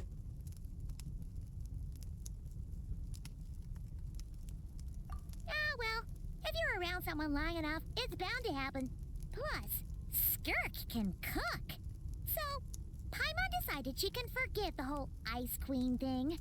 So Papa's we're not one to hold a grudge. where she is cryo and scales off cryo and everything, she really just uses abyssal energy.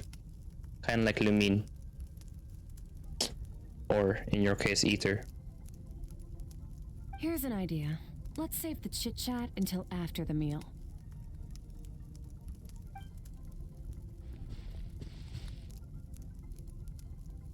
Ether's hair never touches his back ever. Nope. So full. Okay, it's Paimon's turn to sleep now. Wake her up when it's time to go.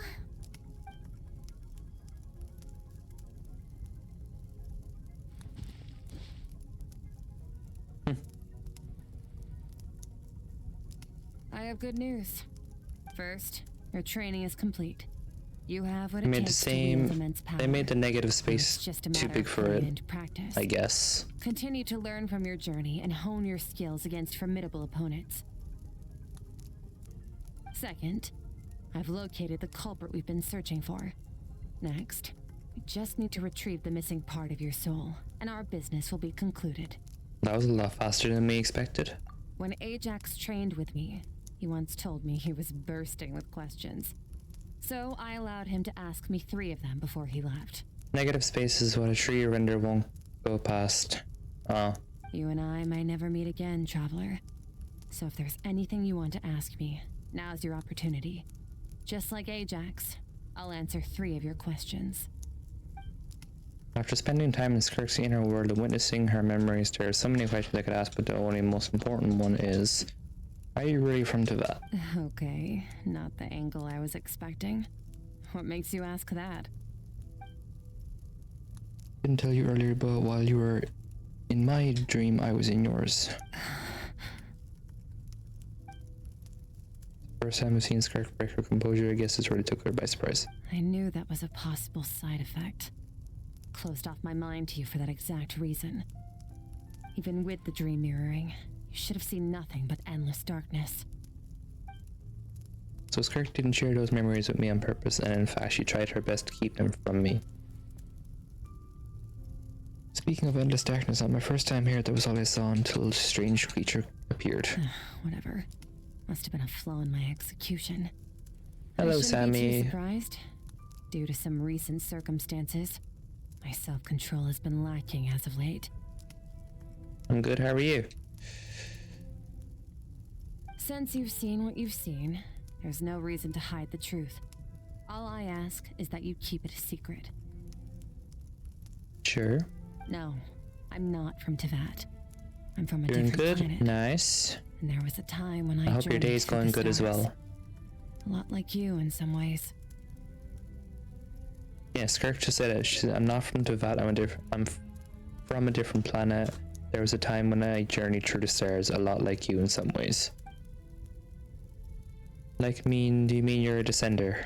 No, we're different in that respect. Okay, she's not a descender. You're influencing the fate of this world. But me, I'm just passing through. You're influencing the fate of this world, but me, I'm just passing through. Several hundred years ago, my master, Sertologi, Very opened nice the coming portal here. between worlds and sent me here. Glad you like it. Damn. Where it was only 500 years ago for Conria, it's been several hundred years ago since her master opened the border between worlds and sent her here. Damn. But this is not my home. But she's the same as you. And one She's day, not. I'll return to the vast unknown of space. She just said she's not. There you have it. How On is to she your second different? question. She's from a completely different universe.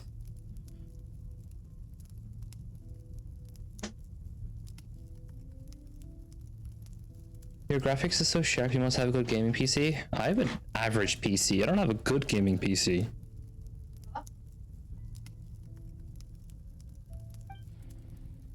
And this graphics is like medium graphics, mate. Not even the highest graphics. The highest graphics look the same anyway for Genshin. They're not crazy. What's your goal in coming here? To become stronger. That's everyone's goal. What's your actual goal? For certain reasons, I need to bridge the power gap between me and my master as GG. quickly as possible. Thanks. But first, I need to understand the source of his strength. To do that, I need to follow in his footsteps, walk the path he once walked, and somewhere along the way, I'll find out how to defeat him. That is my sole focus and purpose. We were supposed to be here an hour ago. You got Discord? I do, but I don't give it out right away.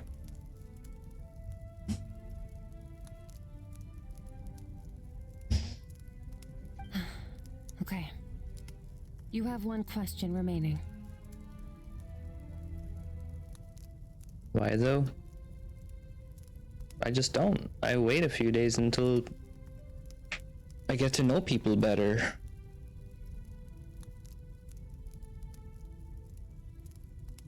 Okay, you've one question remaining. Skirk's goal is to defeat the foul. I can hear how serious this is for her. I wonder what those certain reasons could be. Oh, okay. Yeah. I gotta like get to know you more.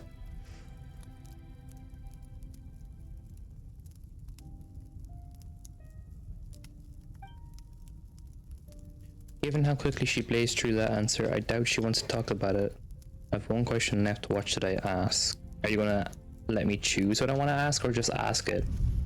You make it sound so easy.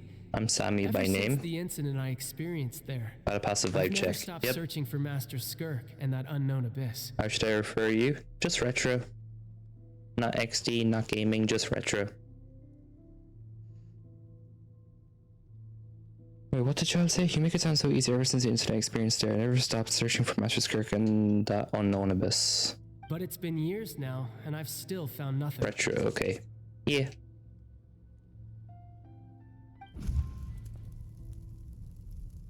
Maybe I should take this opportunity to get Childe some answers. But he got his answers. Where are you from? I'm from Ireland. Well, your last question? There's also an ad coming up soon. You know Childe is looking for you, right? Are you gonna let him see you? Ajax. Ireland, yeah. His situation is different than yours. Before you ever crossed paths with me, you'd already encountered many formidable people, studied their techniques, and developed your own skill set. So, during your training, all I had to do was build upon that foundation. But Ajax Poor was so young when Ajax. he came to me. Yeah. A complete blank canvas. She called him a blank canvas. I'm from South Africa and Kimberley. Never heard of it. Children can't help but imitate their role models. In the long run, that would only hinder his growth. Once Ajax has enough strength in his own right, I will allow us to meet again. Until then, let that motivate him to reach his full potential. That was a calm and calculated answer. It's like she was talking about something entirely mundane. I don't know why, but I'm not buying it. She makes it sound like the decision has everything to do with Childe and nothing to do with her, but does she actually, how does she actually feel about it? That means there's a lot she doesn't know, and I assume means he has a lot of potential to her. Maybe. You can't do the Discord, Sammy. Only mods give out the Discord, buddy. Chat does not control that. Me and the mods. Besides, I already told you no. Why would you try that? You stupid or something? The abyss is completely silent. This domain must get lonely after a while. Not to mention, she said it's been 100 years since she arrived into Vat, and even longer than if you account for how slowly time passes in here. Unlike you, I have no desire to establish a connection with the world. The weak and the lowly have no right to remember me. They're lucky they only have a few missing memories to show for it. You just said I'm stupid? I said, are you stupid or something? Yeah. I'm not gonna deny it. Don't get offended so easily, man. And all that time she never established a connection with this world. Was it really just because she looks down on the weak? I doubt she'd give a straight answer if I asked. Besides, I already used up my 3 questions. She was happy to give me a cold hard facts, but I still feel like I haven't heard her true voice. Wake up your companion. It's time to go. Alright, fine. Oh, and everything I just told you. Best keep it a secret from her as well. Yeah, Paimon's a talker. She's always keeping her mouth open, that's why she's sucking her finger right now.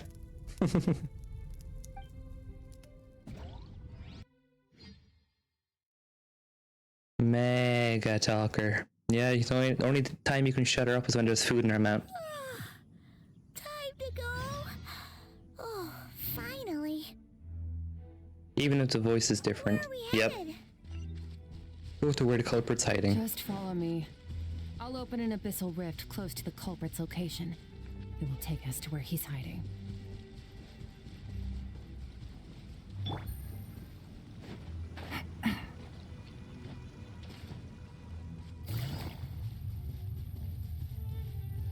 My bad, I literally don't know how it isn't a welcoming state on here. What do you mean? Elaborate.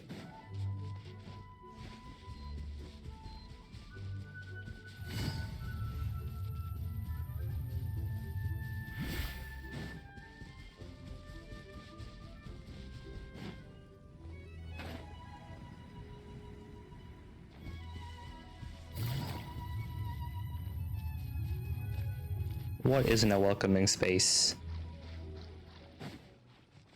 You're confusing me. You're making me use my brain.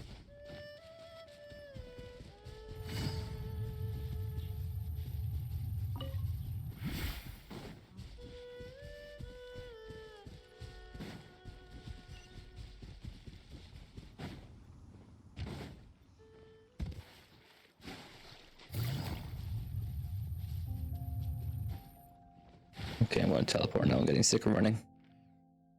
All the way in the chasm? Well, outside the chasm, but still. Why?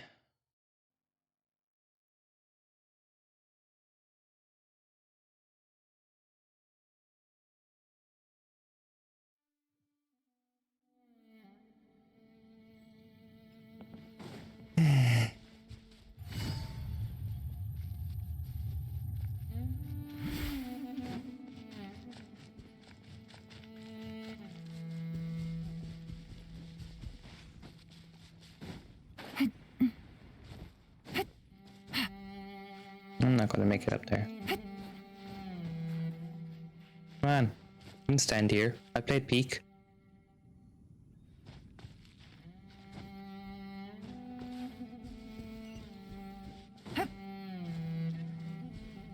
And I beat Peak 3 times.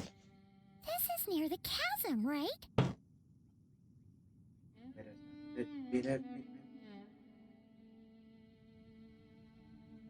Yes. If we enter from here, we'll be able to reach that place from your dream. You have some experience with abyssal domains by now, but still, this is someone else's territory. Best to proceed with caution. Didn't see it. Don't worry. Paimon's an expert at hiding behind other people for safety. Oh, but, that means you need to stay safe, traveler. Persistence to get into it will just make us more sus of you and less likely to let you in. Exactly. I will. Let's teach this thief a lesson. All right. Remember your training. Time to put it to use.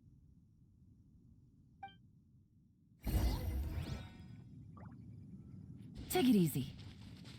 So can I use my team in there now?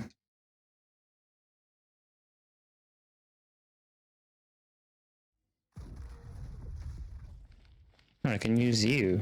Why the fuck would I use my own traveler then?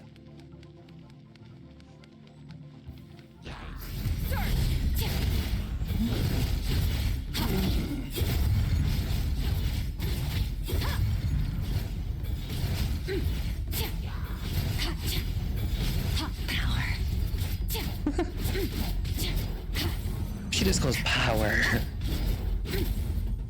You tell she's power hungry. I wouldn't say she's power hungry as Arlecchino, but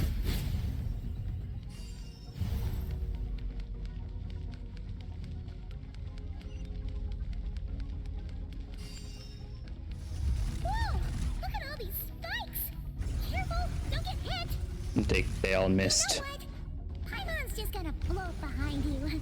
Come on, you got this.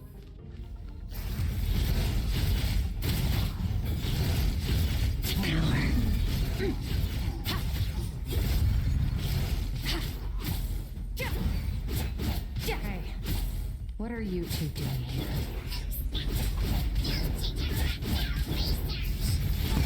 I still find it funny when the Abyss mages talk. Sound like little chipmunks. Let's press on.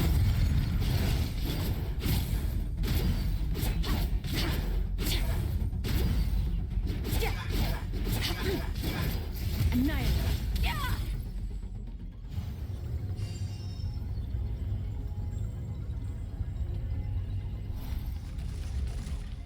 Oh boy. Watch out.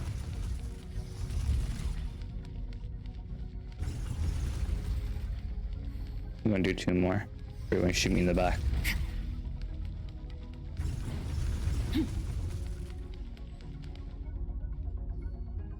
Oh, looks like this is a dead end. Did we make it to his hiding place? Ugh, this fog is making it impossible to see anything. This should be the place where you were attacked, Traveler. The missing part of your soul should be nearby. Can you sense where it is?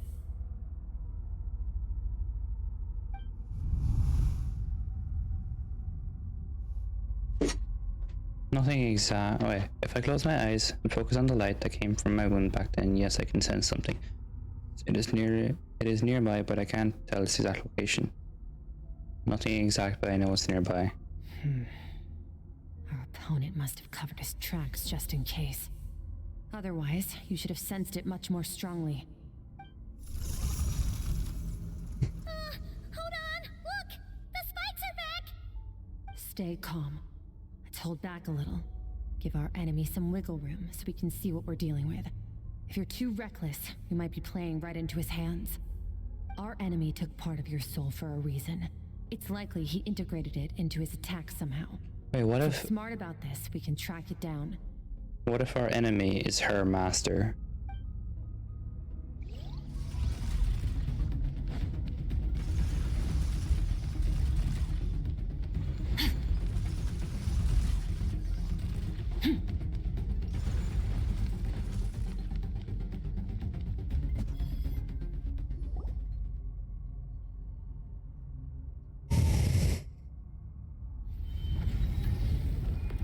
That's a lot of spikes.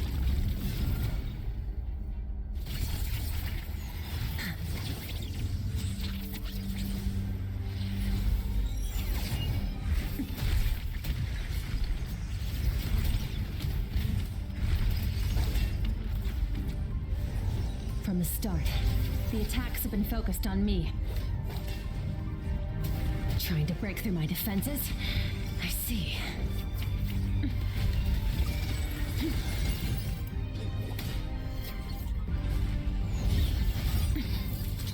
Now all of them are going for her.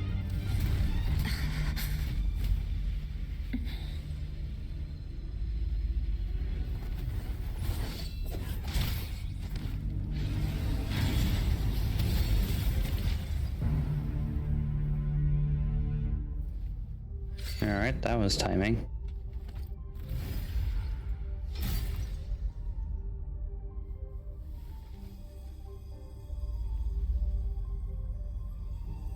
Almost. There. I got it back. Well, don't just run off. Find out who attacked you. Traveler! Skirk! What happened? It looked like Skirk just got... In the Guili Plains, you asked me why this enemy chose you as his target. Now, the answer is clear. It's not just the fact that your strength is impressive. It's also because of your ability to, as you put it, purify abyssal power. Whatever that actually means.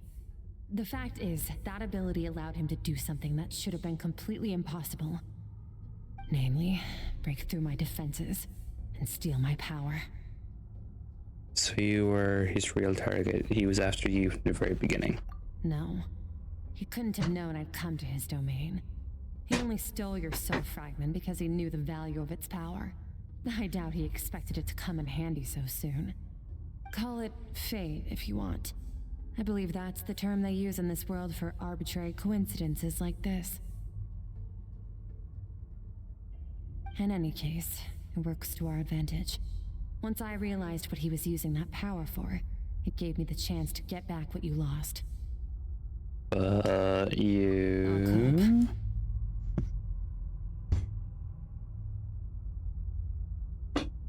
Well, done gorging? Good. Time to answer some questions. How did you get the power of the all-devouring narwhal? The all-devouring narwhal? Huh? Oh, of course! Paimon knew that spike thing looked familiar. It looks just like that narwhal's horn! I highly doubt you acquired that power through your own strength. Tell me I'm wrong. You're desperate enough to scour the land for god remains and whatever vestiges of power you can find. That alone proves you wouldn't be able to defeat a creature like that. Which leaves one possibility. You know my master, the Foul, Sertologi. The Foul? Who dares call him foul?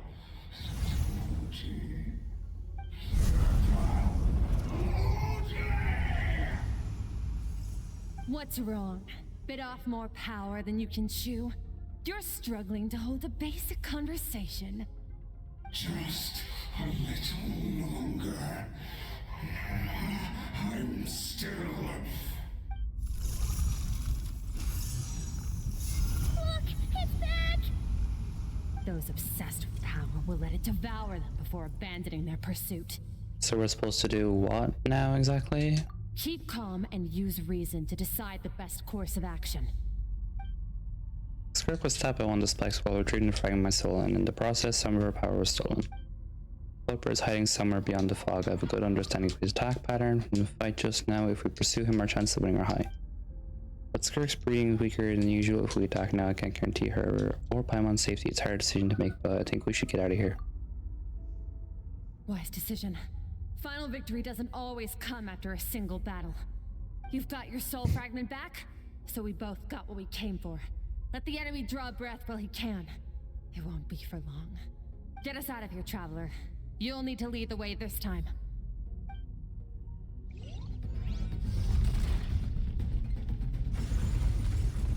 Skirk, is your shoulder gonna be okay? The wound is minor. It'll heal in no time. You should focus on getting out of here alive instead. I was doing that anyway. Falling spikes! Run! I basically almost fell off there.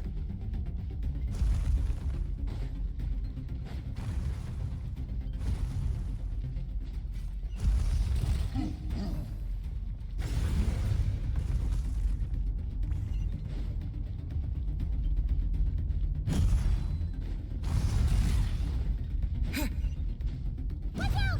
Looks like this place is about to collapse!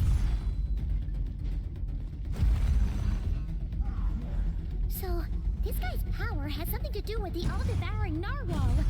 Did you know that all along, Skirk? I had my suspicions. That's why I decided... Kinda dumb to keep the conversation going when I'm at the exit already.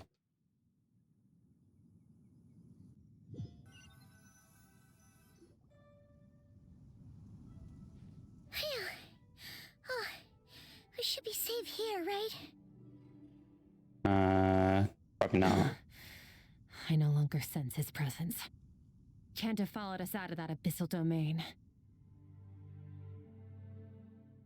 Weaklings like him will find that my power is not so easily controlled. He won't be leaving that place until he's managed to digest it. The all-devouring narwhal, with its power, he even managed to steal from you of all people. You seem surprised. I suppose that's fair. You've seen but a fraction of what that whale is capable of. That gaping maw could swallow a planet whole. It's called the all-devouring narwhal for a reason. Devouring is what it does best. It can extract power from anything, dead or alive, as long as it manages to make physical contact. Yeah. When we had our run-in with that thing, Neverlet mentioned that it has an instinct to devour. It's okay, Ardashino can defeat it. Your dragon friend recognized the nature of its abilities and used the power of Hydro to protect you. That worked because it was in a satiated state, so it was somewhat less aggressive than usual. It's a different story when it has no more power to feed off of. That's when its true voracious nature kicks in. It could devour everything on the planet in that state, which is why I cast it into that void space. But I hadn't counted on there being anyone left on this planet capable of wielding its power. To me, that says he must have encountered the whale a long time ago. Meaning, he must have known my master. Yeah, hearing you say it's a foul definitely got a reaction out of him. Exactly. It told me everything I needed to know. Hence why I said we both got what we came for. And I believe that brings our transaction to an end. Now that you're whole again, you can get back to your own journey. I'll handle the rest of this situation myself. No way! We can't leave now! Something was stolen from you because of us! We have to help you get it back! This isn't my first taste of failure or losing power. When you fall, you get back up again and become stronger. That's how it is. But what if that monster finds you before you're all better? Plus, how are you gonna get home?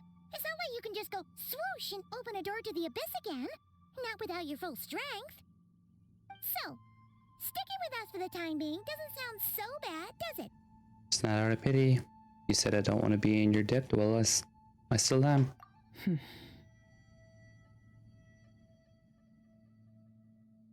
Fair enough. Then take this.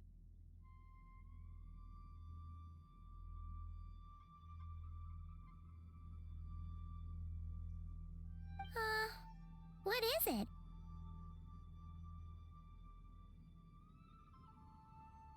A bag of Mora. Nothing in this world is free. I know that much. I'll leave the planning to you. Hurry up and decide where to go. We shouldn't linger. We should take Skirk somewhere she can rest.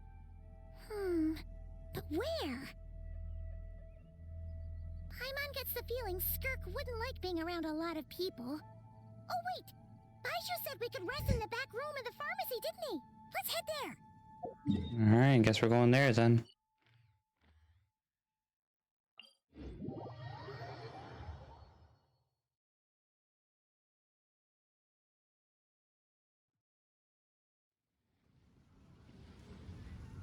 Oh, ow! Where did that come from?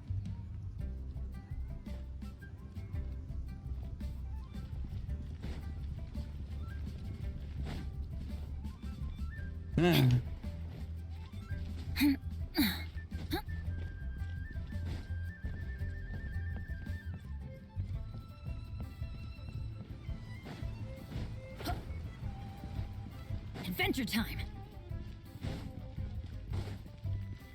Off we go!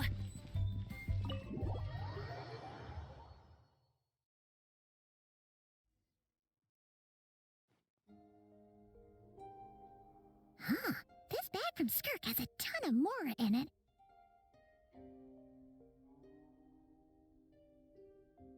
Does she have a job or something? Wait, no. After what we saw at Wamin Restaurant, that seems impossible. Can you imagine? It would go something like...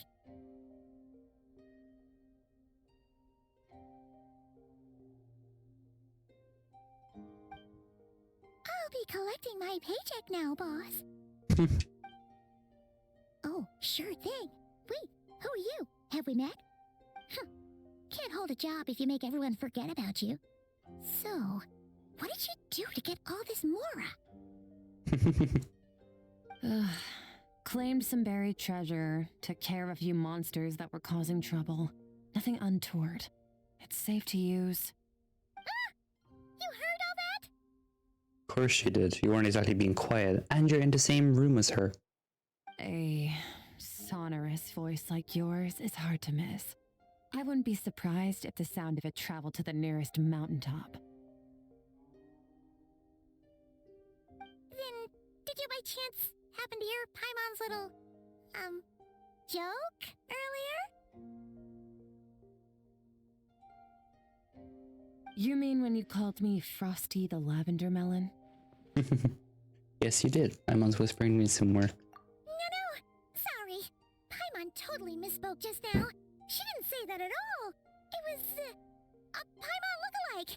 Yeah, she's a piece of work, that one. Always impersonating Paimon and giving people weird nicknames. Okay, fine. The truth is, Paimon didn't like you all that much at the start. But things are different now. You helped the Traveler in a big way, so... What do you say? Friends? Ugh.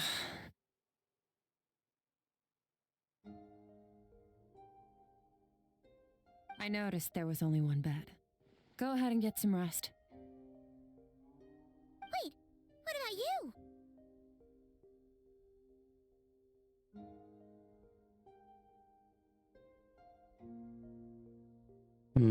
I don't get tired, and I don't need rest. I'm going to practice my sword work. That should help me regain some strength. But your shoulder... Hey, don't just leave! Ah, whatever. Let her tire herself out. She'll come back eventually. Sure, she will. Let's get some sleep, Traveler. That comfy bed is calling, Paimon.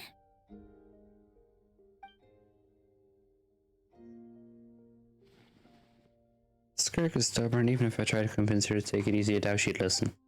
Paimon's right. Skirk will stop it and take a break when she gets tired. I hope I should just get some sleep.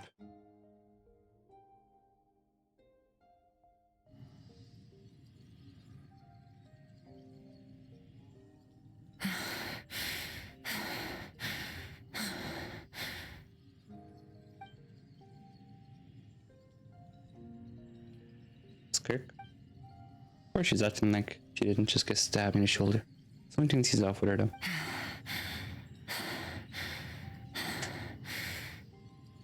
Quiet. Who's she talking to? There's no one around. Unless... Do you even remember how many of us perished in that fire? How many bodies were left to rot on the scorched earth? Yet you alone live on. Keep your gaze fixed on your blade. You don't deserve to rest. Run, Skirk, run! Only death awaits us here. Keep running, and don't ever look back. Right, in that dream I witnessed Skirk training alone, but there was disembodied voices talking to her.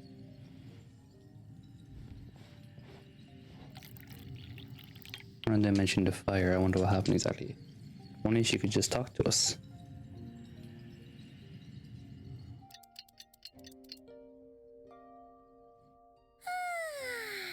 Getting an early night's sleep is the best. That bed was so comfy. Wait, Skirk? Have you been sitting out here the whole night? The bed's all yours if you want it.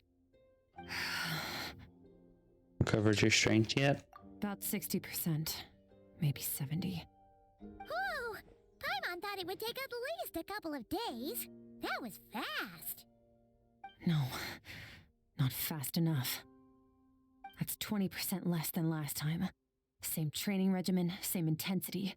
Nothing felt different, but somehow the outcome fell short. Maybe it's because of the spike that stabbed you. No, I think the problem's with me. I need to meditate for the next 2 days. Deep introspection should help me find the issue. Ooh, sounds intense.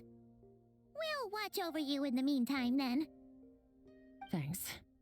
See you in 2 days. You're gonna make me fast forward 2 days, aren't you?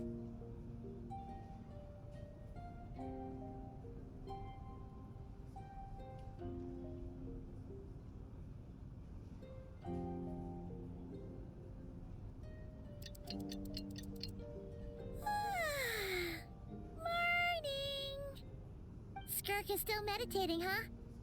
It's been 2 days already. Shouldn't she be awake by now? Maybe. No idea. It's not going going. It's not going to go too well though. Paimon can't think of anything we can do to help. Oh wait! Breakfast! That's it! Paimon will go get breakfast! Skirk is be right back. Skirk is be right back.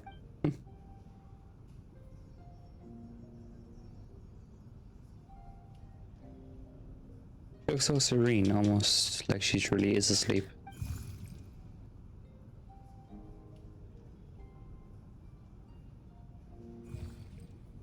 You again.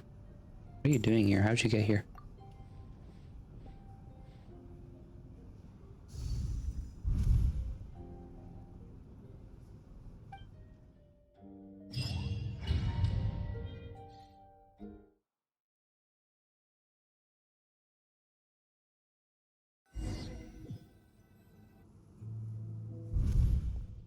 This feels familiar, but where am I exactly? Two towering cliffs, withered trees, strange flowers flowing from the horizon all the way here, but it's broken up several times along the way with a waterfall at each breaking point. Closer inspection, the color of the water changing the closer I get to the lower portion, the darkness it becomes almost as if. Did you bring me here? Then that must mean this is... This is Skirk's inner world. Think of it as the threshold between the soul and dreams. This isn't your first time here, but what you remember is probably a space covered in darkness. I only managed to illuminate a small portion for you back then. It talks, so you can speak. Actually, it's my first time talking to someone like this. I only managed to break free and bring you here because the injury weakened her power. I guess that's why I can speak again, too. Call it fate, if you want. I think that's the word they use in this world for lucky coincidences like this, right? Now, before I take you to her, I gotta ask. You're the first outside visitor to ever come here, so what's your impression of this place? What's in the river? Why are there so many different cliffs and waterfalls? Oh, you noticed. This river represents Skirk's strength. Strength accumulates over time. It is the summation of a person's lived experience. So this river is where all the fragments of Skirk's life should converge into a single stream of memories and emotions, flowing forward as one. But as you can see, this river has been severed numerous times. It's because Skirk doesn't like who she was in the past. When all she sees reflected in the river is a disgraceful shadow of who she was. She cuts through water and rock with the sword of reason, severs her connection with the past, and begins anew. That reminds me of something. You must learn to shut out all the pointless emotion. Crush the self that makes you weak, and become master over your physical form. This isn't my first taste of failure or losing power. When you fall, you get back up again and become stronger. That's how it is.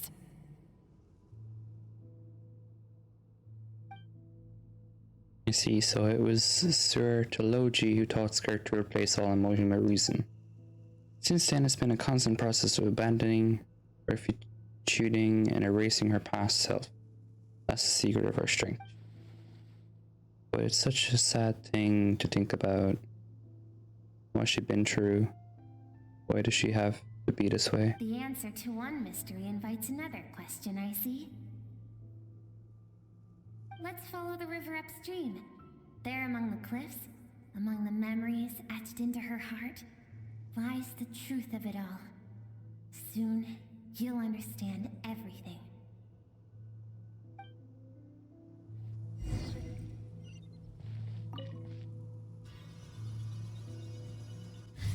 Really? I could have just flown over there. There was no need for that.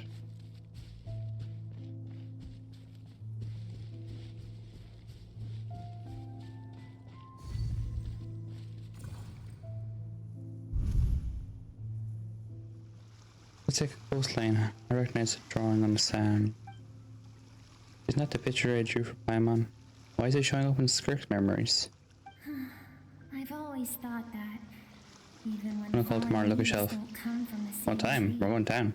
they can still form bonds of kinship when they meet.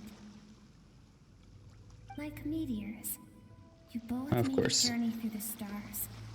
Both travelers who have landed on a planet that is not your home. Yet, when she first noticed your presence, although she hesitated for a moment, she still chose to walk away, indifferent as ever. Why? We'll take someone back from town. Okay. Think about it, it's not surprising at all to what happened to the woman restaurant. It's obvious she prefers to disappear from other people's lives. She hasn't seen Childe in years either. I doubt she's ever made a connection with this world of her own violation. What I'm seeing now is a microcosm of her entire life. Seems like you've answered your own question. Skirk sees herself as a trespasser in this world. She's made a conscious choice to avoid altering its path. But the reason for that decision stems from events much earlier on in her life. Let's keep going. It's still a long way to the source of the river.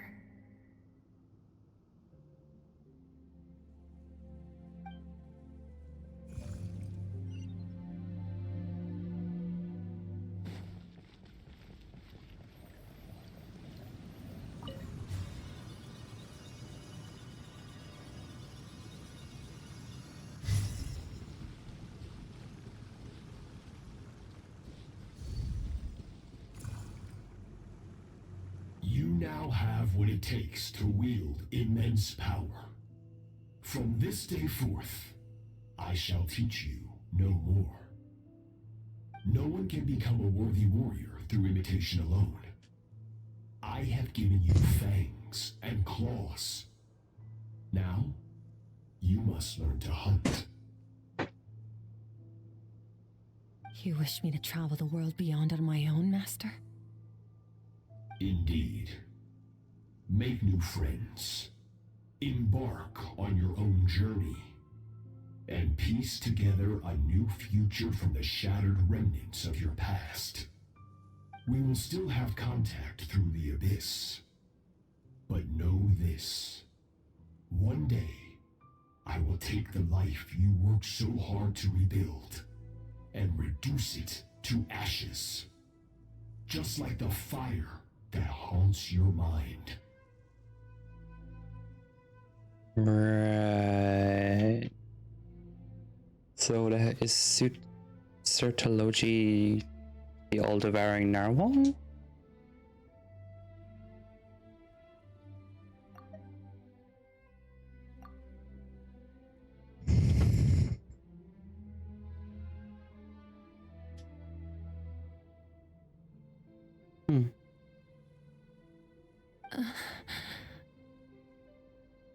Why would you do that? I have told you before, fear is the catalyst for human evolution. No, it's not. You have tasted loss. You have known fear so deep it can be felt in the bones. But as living beings, we all have an instinct to detach from that which harms us. And thus pain dampens over time. And the acrid taste of fear becomes but a distant memory. Yet now, I have bestowed upon you the gift of fear eternal. It will drown you in the nightmare of your childhood, or it shall drive you to defeat me, whatever the cost. That figure next to Skirk looks familiar, right? I saw the same figure during the battle against the all-devouring narwhal. That is what Skirk's master, the foul Sertology, looked like at one point in time. So he can change form? Of course. As a higher being, physical form is a triviality to him. He could appear as a beast, a human, or even a monster that defies description. The form you see him in here, clad in abyssal armor, is the one he usually wears when traveling through the stars. I used to think Certology and Skirk were just master and disciple like Skirk and Childe. Now I see why Skirk chose to distance herself from humanity. Certology told her to put down roots here while at the same time trying to destroy whatever life she managed to create. For certain reasons, I need to bridge the power gap between me and my master as quickly as possible. But first, I need to understand the source of his strength. To do that, I need to follow in his footsteps, walk the path he once walked, and somewhere along the way, I'll find out how to defeat him. That is my sole focus and purpose. But that's what she meant, but I still understand why Certology would do that. From what he said, I didn't pick up on the conflict between them. I'll let you in on a little secret. The real Certology is terrifying. The scope of his power is impossible to understand until you experience it firsthand. It is absolute. The power to crush all things. You know, it'd be more interesting if Skirk's master became a boss and the game just didn't tell you. Shall we keep going?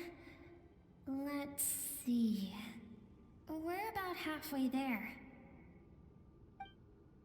It'd be a real kick in the ass because you wouldn't know how to pre-farm for her, but let everyone not know how to build her from day one.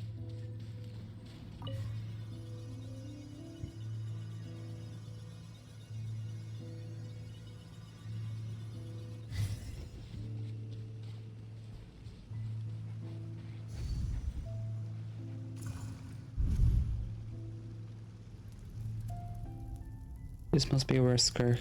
This must be Skirk when she was a kid. We've made it quite a ways already. This is Skirk, when she first began training under Certology. I have set your broken wrist. Tomorrow, you're to train twice as hard. No tears this time. Good. Attempting to garner sympathy through tears is a habit of the weak. A pitiful, useless ploy. Can I ask a question, Master? Why did you save me? I keep thinking, maybe it would be better if I had died. I wouldn't be haunted by that fire all the time. I wouldn't have to go on like this. I saved you because I have a plan for you.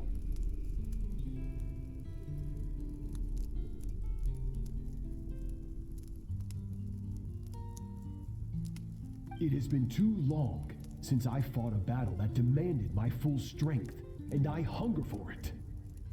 Every so-called genius and prodigy I have faced has crumbled like sand underfoot. Before me, even fate bends the knee. So, I will teach you everything I know, train you by whatever means necessary, in the hope that one day, you might surprise me. But I don't want to draw my sword against you, Master. What you want matters little. Among the boundless sea of stars, the cries of the weak are but faint murmurs that disappear into the void. You of all people know that well. Yes, Master. From that day forward, all she knew was grueling training, emptiness, and fatigue.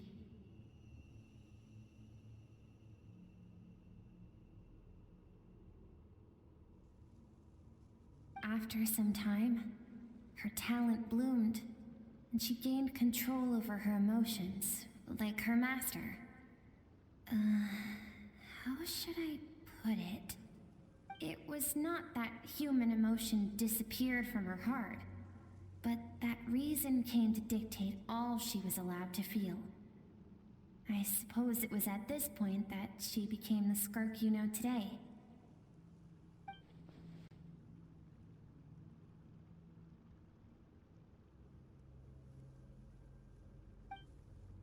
Suppose that leaves one final mystery. What really happened with the disaster back then? Circulogy's final words to Skirk were cold and cruel, but Skirk's reaction made it seem like it was a truth she knew all too well. I have a feeling it all comes back to what happened back then. We're nearly there. I almost don't want to reach the end. Well, shall we? This is the final stretch.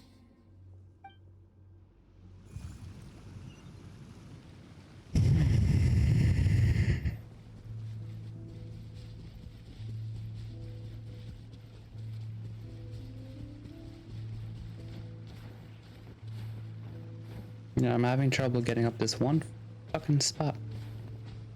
There.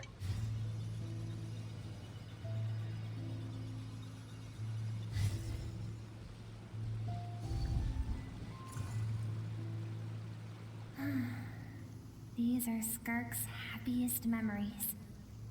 What a simple and carefree time it was. Wisps of clouds dotted the sky. The sun bathed everything in golden light. And when song filled the air, not even the shyest of flowers could resist swaying along. This is Skirk's homeland. She was so curious about everything as a child, always skipping school to go exploring instead. There was so much to discover.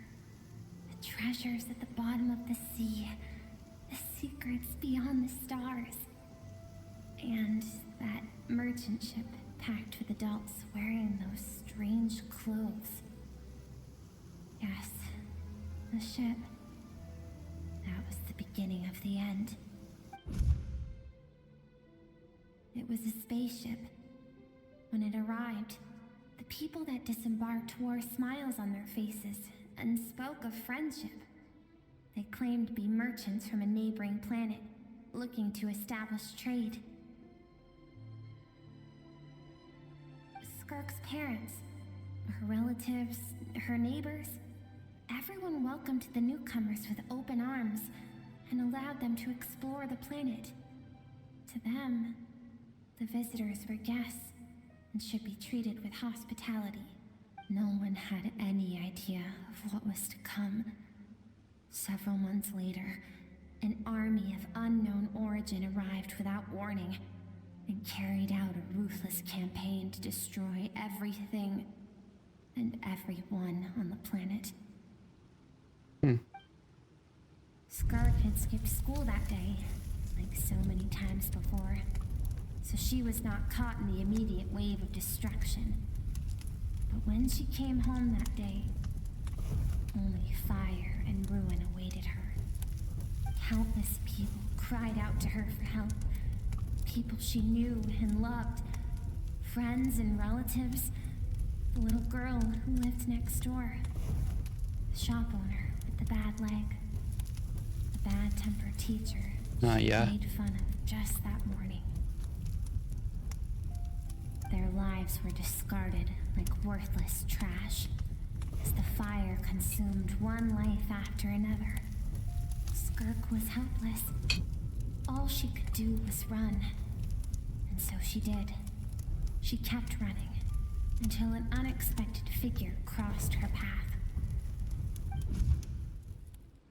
If Sertology hadn't been there in that moment, the fire would have claimed her life too.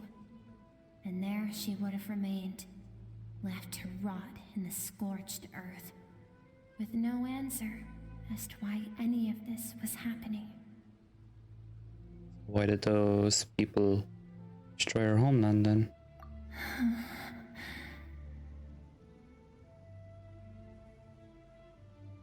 Because she and her people were seen as a threat. They do something bad? As the initial merchant ship explored the planet, they discovered that it hadn't always had the condition to support life. Yet there was evidence of human activity, even during the periods of extreme heat or cold in the past. It has 4 stages, I've only made it to stage 3, damn. Further research revealed that, over time, the people of this planet had evolved the ability to adapt to any type of environment or energy source.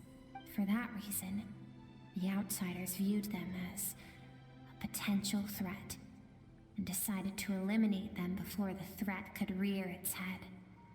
And so, the army was called, and the so-called danger was wiped from the face of the planet. Just because of speculation? A lot of innocent people. Senseless, isn't it? Deemed a threat because of a gift they didn't even know they had. Perhaps it was their own innocence and kindness that doomed them. But in the end, that was lost to the blaze as well. If those with power get to decide good and evil, then all you can trust in is the sword in your hand. And so, before death could claim her, she ran. She ran and never stopped. Now I see why Sir Lotie's threat is such a terrifying prospect for her, and now I see why she distanced herself from the world. No one wants to relive their most painful moments. Well, that brings us to the end of the story. This is as far as we can go. Skirk is waiting over there. For both of us. Let's go to her. It's time to fulfill my purpose. And my greatest wish over all these years. And why'd you wait until now for that wish to be granted?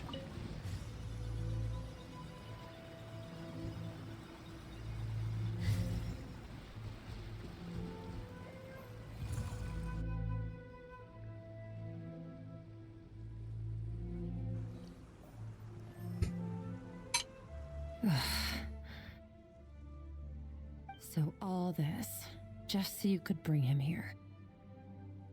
I have things to say to you. Well, to me. I want someone to witness our reconciliation, even if it takes an argument to get there. And he is the best choice in this moment.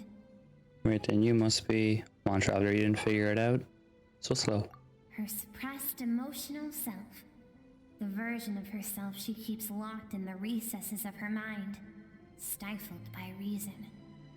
All those rejected impulses, those discarded aspects of your past selves, they are a part of me now. I am who you used to be.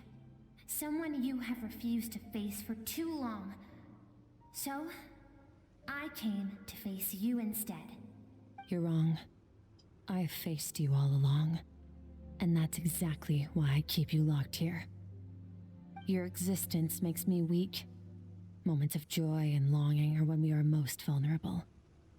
Don't forget, it was a penchant for goodness over reason that doomed our homeland in the first place. The vastness of the universe renders everything insignificant. Our feelings most of all. Even so, learning from the mistakes of the past doesn't have to mean erasing everything. Strip yourself of your so-called weaknesses, emotions like kindness and empathy, and what makes you any different from the ruthless soldiers who slaughtered our people? The difference is that I'm doing what is right, what is necessary. I allow you to exist, but with limited freedom. That is the greatest kindness I can offer. I've shouldered everything you couldn't carry. I rose above the numbness and emptiness, and it was cold, unfeeling reason that brought me this far. It made me who I am. It made me strong. That is the problem. I want to shoulder those things together. On the grand scale of the entire universe, maybe our feelings are vanishingly small, but why should that mean they don't matter? Emotion gives warmth to the cold expanse of space. It gives meaning to the world around us. Think back to those nights of gazing at the stars, those afternoons of exploring the unknown. Think back and let them grant you peace. A brief respite from the pressure you put on yourself. That isn't what we need. Exactly what we need. Aren't you curious about why recovering your strength has taken longer than normal this time? Finally, you get to the important part. That is the only answer I came here to find. Then look around. Look at your inner world. You cast aside your dreams and curiosity, and in doing so, you lost your original motivation. You severed all connection to who you used to be, so you can no longer draw strength from your past. Now, the only things driving you forward are fear and survivor's guilt. But these cannot take you far enough. And so, this river, the source of your strength, grows more polluted by the day. And you think that means I should seek help from a weak little thing like you? Your emotional self isn't exactly weak. The fact that she transcended time and broke free from her constraints to come and face you that proves it. Thank you for saying that. I knew bringing you here would be the right choice. To be honest, I'm not here to argue with you. This isn't about who's right or wrong. And in fact, I agree that in order to make it through the wake of that tragedy, we had to distance ourselves from the pain through reason over emotion. But what is right at one point in time isn't always right forever. I know you will never forget that fire. I know the fact that you were the sole survivor fills you with guilt. And I know that among the voices that haunt you, mine is there too.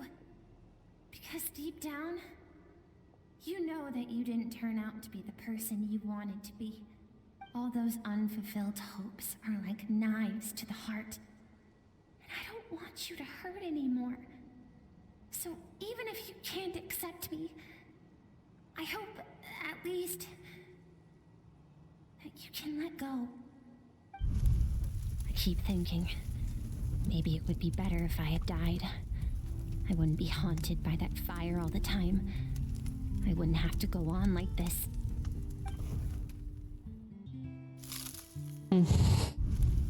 Your dad and I, we're not afraid to stare death in the face, but we need you to survive.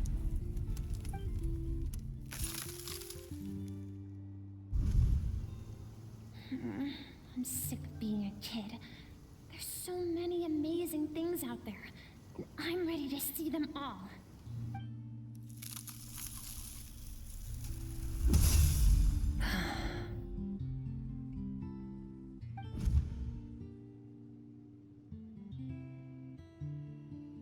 I remember.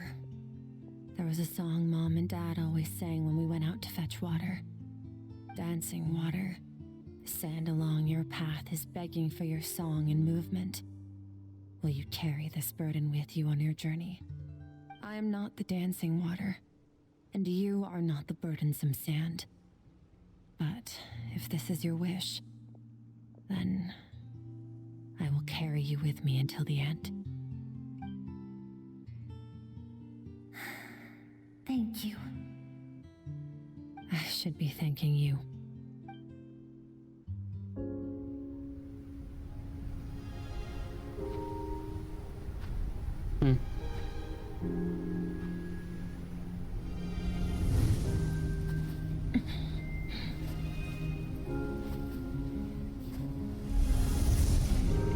Run, Skirk, run!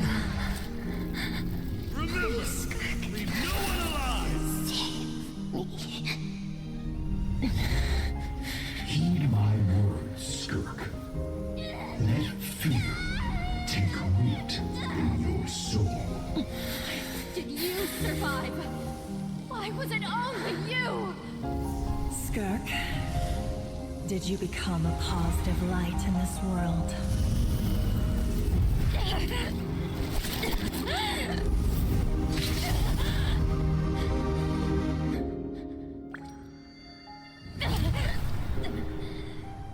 Hey, this doesn't have to be the end.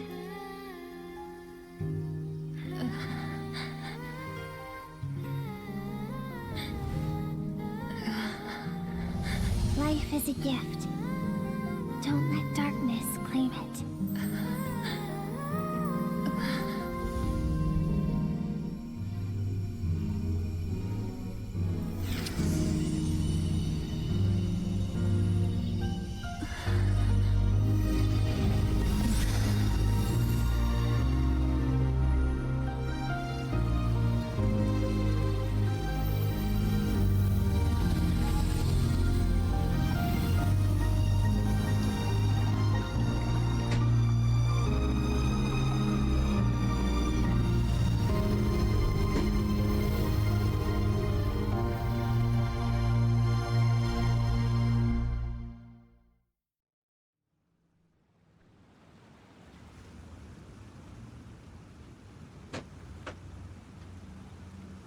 So, you saw my memories then?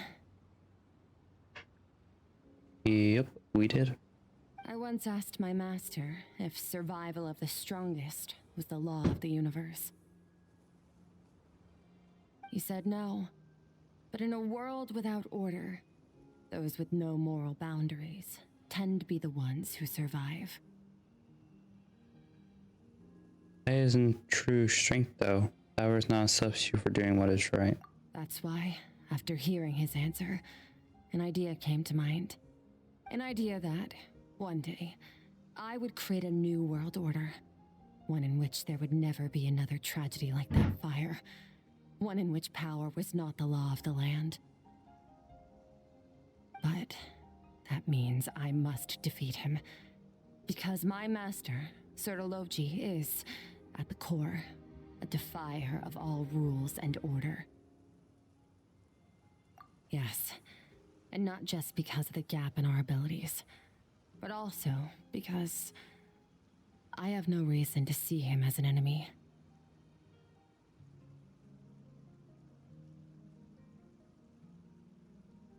Although his decision to train me was not made out of kindness, he did everything a master should. He saved my life, taught me the sword and the principles of strength. And for that, I respect him. Well, he still wants to fight you. One day. I know. And it's not something I want. But Master never goes back on his word. I have to treat everything he says as a promise. He's no longer into that. But he sends me messages through the abyss every now and then.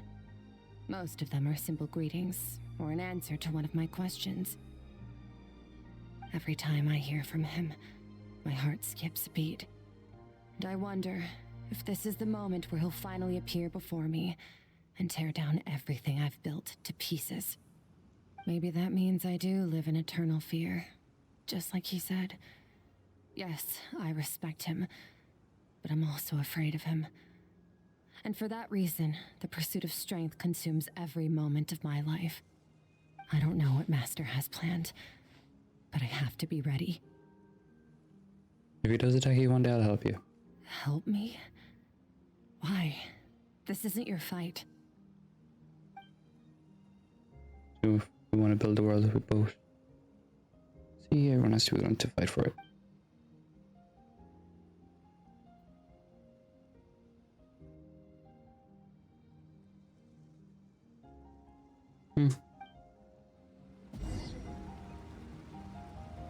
Exit threshold between soul and dreams. Okay.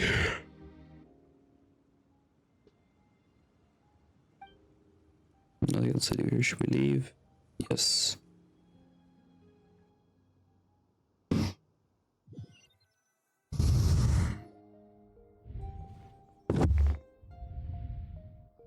Oh, you're finally awake! Honestly, Paimon was gone for like 2 seconds and then she comes back and finds you both unconscious? Oh, you scared Paimon half to death! Oh well. You're both okay, right? What does it look like?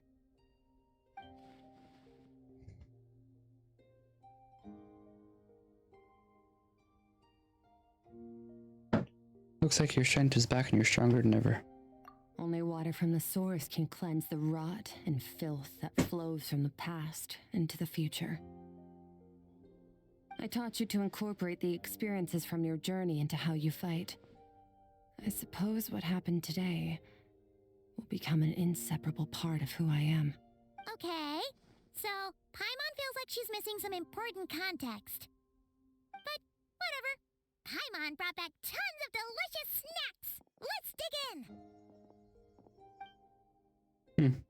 The three of you enjoy snacks. All right. It's about time we finished what we started. We're gonna deal with this thief for good, right? Let's show them what we're made of, finally. This time, I'm not going to tell you to hold back. But having digested even more power in the meantime, he's going to be tougher than before. The good news is, we have no reason to pull our punches this time.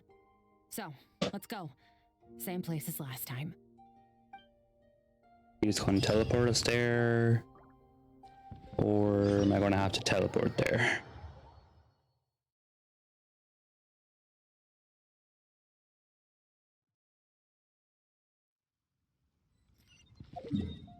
I have to teleport there.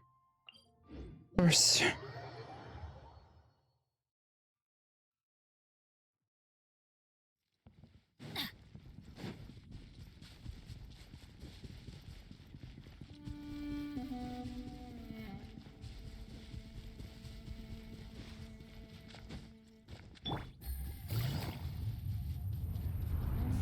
Quietly now.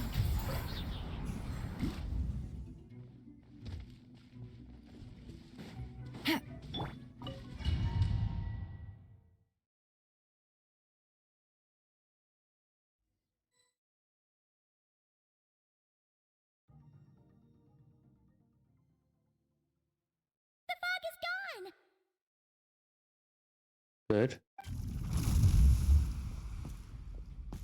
Wait, isn't that the form the all-devouring narwhal changed into? How come he knows that, too? And Skirk's master is what the fowl used to look like. Really? So, you're telling Paimon that giant whale and this guy can both turn into the fowl? How does that work? It's a subconscious instinct. Any intelligent being who longs for his level of strength is bound to mimic his appearance. It's a natural response after encountering someone as powerful as Master. To them, he represents ultimate power. We know the person before us has encountered Master, and we know he stole a portion of my power. So it's not surprising that he would assume this form. Okay.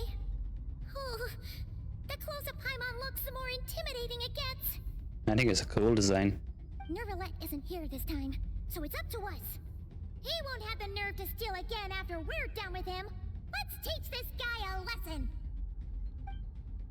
You got that right.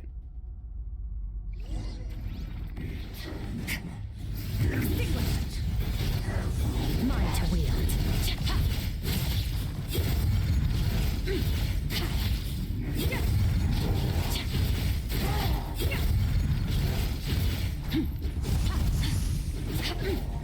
Haven't forgotten your training, I hope.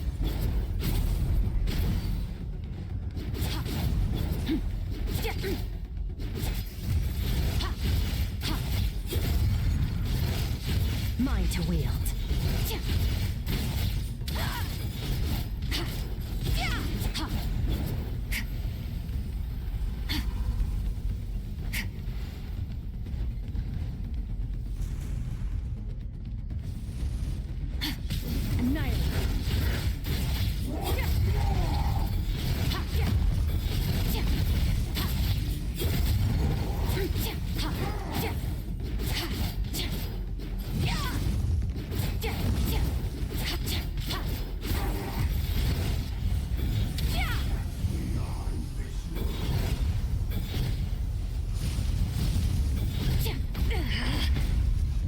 Come on, Skirk.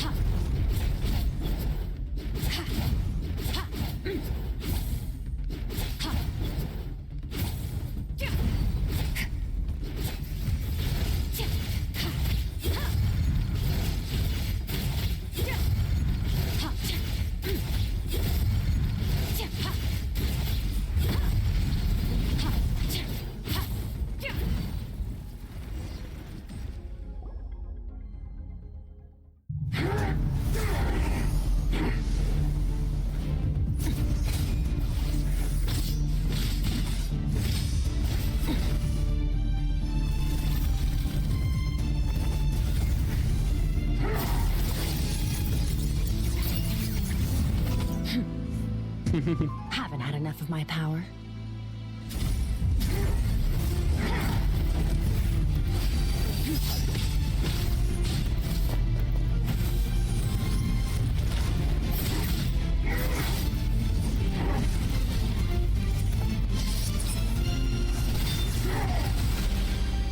Nice.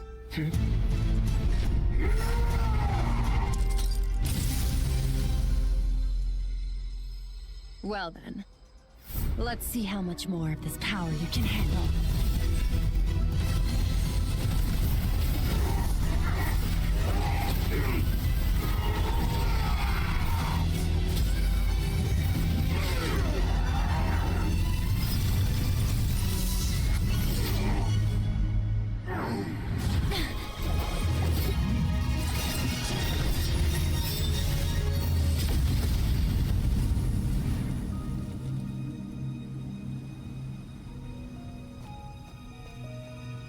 Is he calm?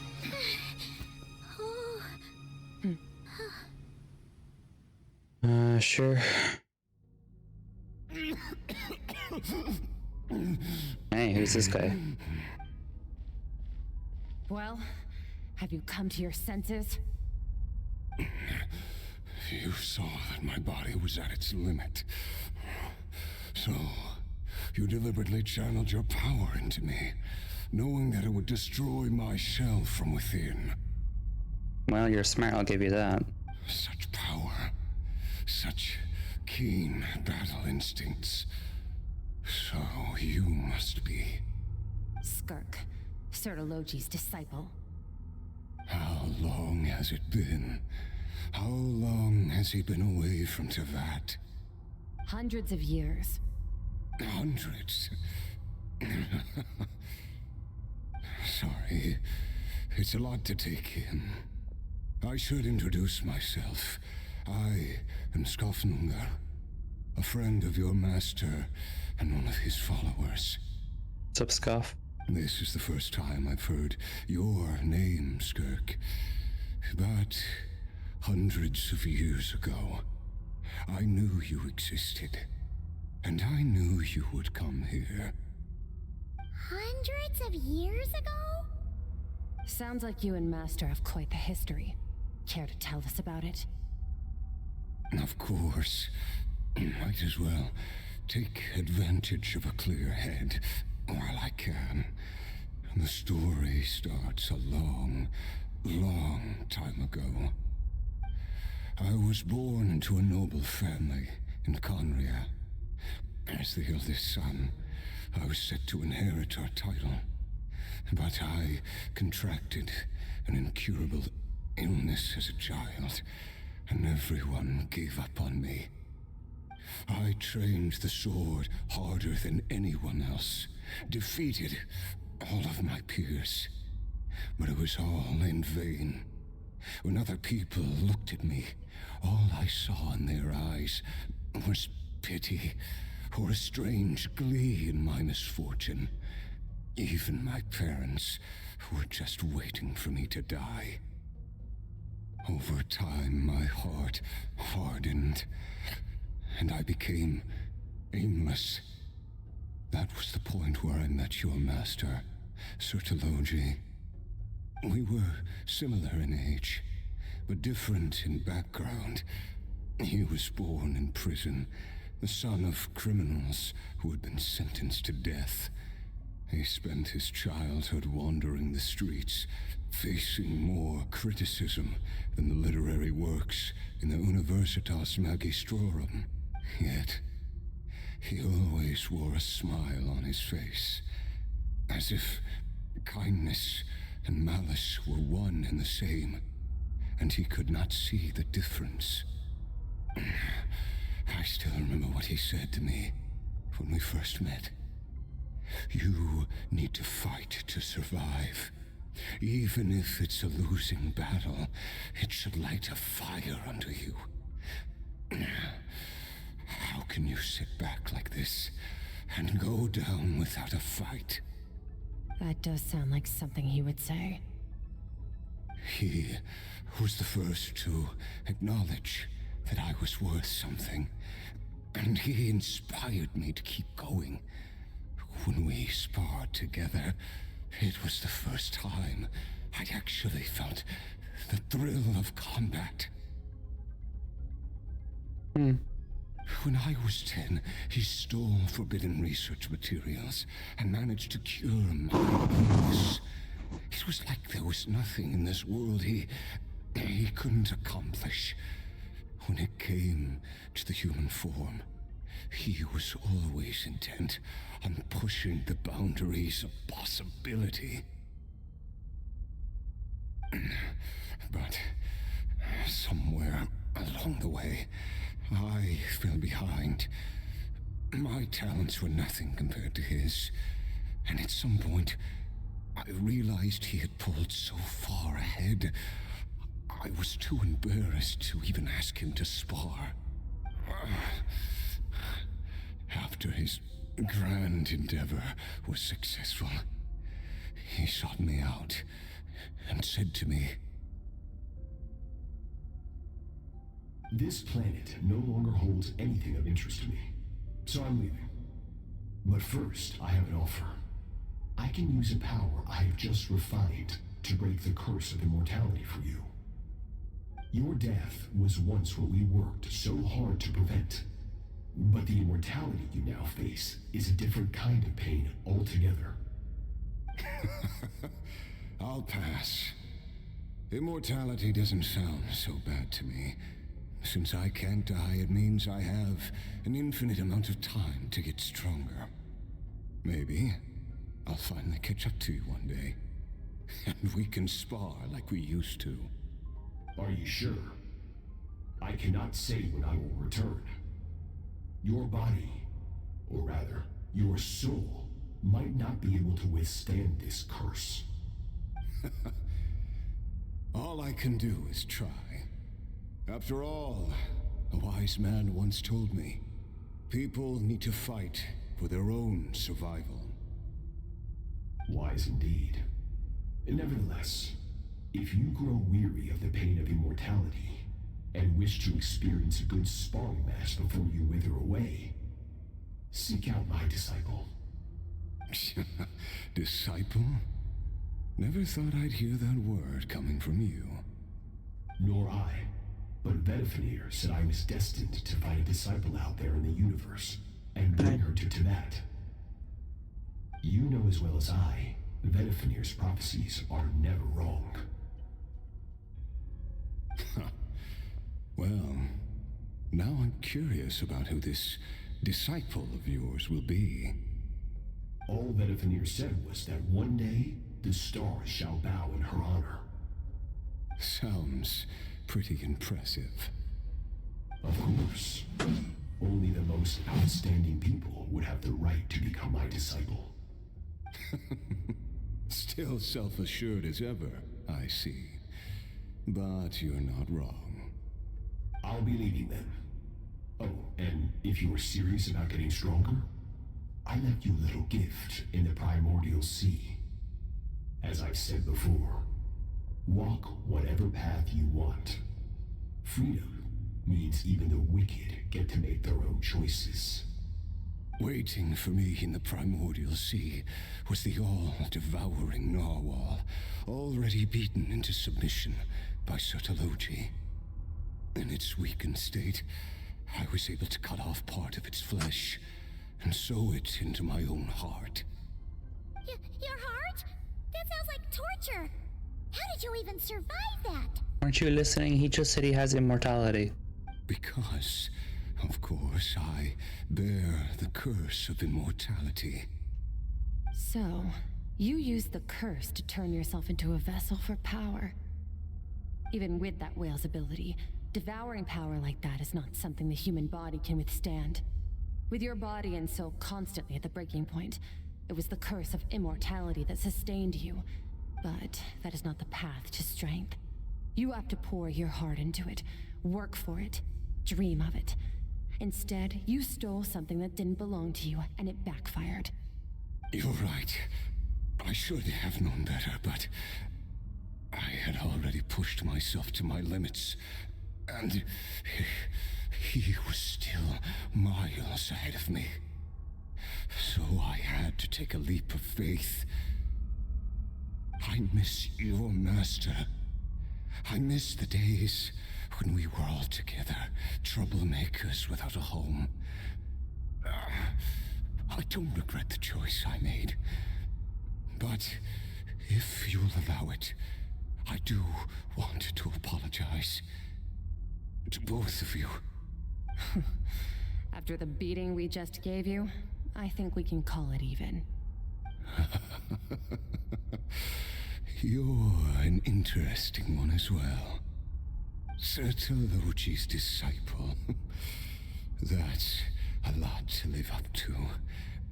It can't have been an easy experience. I know what he's like. He rules with an iron fist, using despair and fear to force you to catch up to him. All the while, standing ever out of reach. We're like mountain climbers in the dark, never knowing how much higher we have to climb, or when we will see the sun again. True. But I made up my mind long ago. No matter how dark it gets, I will not give in to despair. I will overcome it. Besides, after hearing your story, I suspect what Master really wants is not a battle that demands his full strength, but rather a defeat without regrets.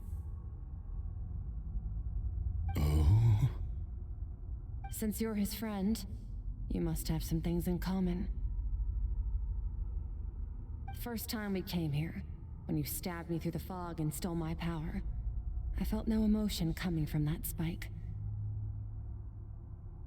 But when you had to devote all your strength fighting me just now, I could feel it was the joy of a researcher discovering the truth of the world, the joy of an artist uncovering a temple of wonders.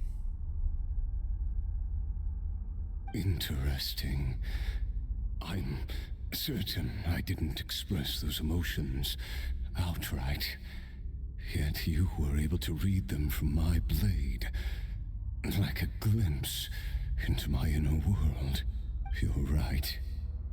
That battle brought me an unbridled sense of joy, and my defeat brings me no regret whatsoever. Exactly. I think Master also craves a battle like that. One where his opponent forces him to use all his strength, unlock the extent of his potential, and transcend his own limits. A battle to end all battles. After which, all can come to an end, including, perhaps, his life. For that very reason, good and evil are meaningless to him. He has one purpose, one goal: to complete himself. It's one of the secrets to his strength. Perhaps you're right. Perhaps that is his goal. What a battle that would be. Oh, to witness such a... Are you okay? Too many different kinds of power are surging through my body. The curse of immortality allows it all to coexist, but it does not remove the pain. I won't be able to hold on to my sanity for much longer. What a shame. I would have loved to witness that battle. Sertologi once offered to free me from this curse. Now, I must ask that of you, Skirk. Can you release me from the pain? I can, but not through death, if that's what you were hoping for. It's not a suitable punishment for your crime. As an alternative, I can take your consciousness, along with all the power you've consumed, and smash it to pieces. The impurities will dissipate, and under the curse of immortality, your mind and body will regenerate. When that process is complete, you will be back to who you were before, no longer tortured by powers you can't control. But it will be a time-consuming and painful process. The decision is yours to make. I accept. And who knows? Perhaps I'll wake up in time to witness your great battle with Sertologi.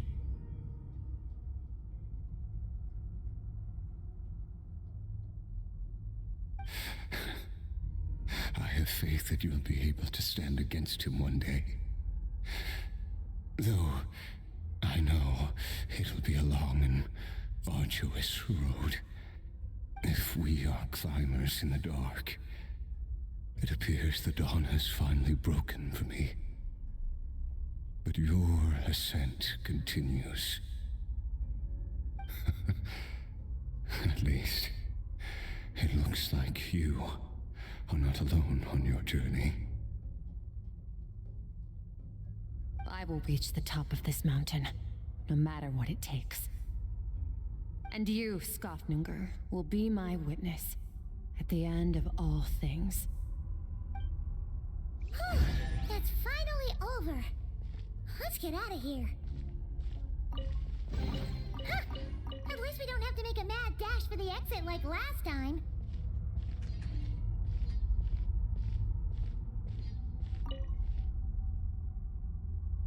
Gaze into the sky. I also do here. Leave.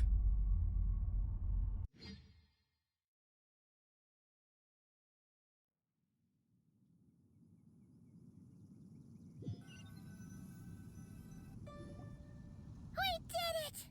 Ah, it's only been a few days, but it feels like forever. Once again, we've proved there's nothing we can't overcome. We're just that awesome.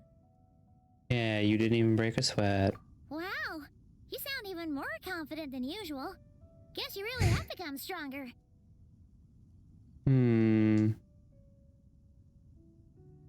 Today sure went by fast. It's night already. Oh wait, that reminds Paimon. The stars you mentioned, the ones that died out, are they back now? Yes. The power Skofnunger stole has been returned. So, the stars have regained their light.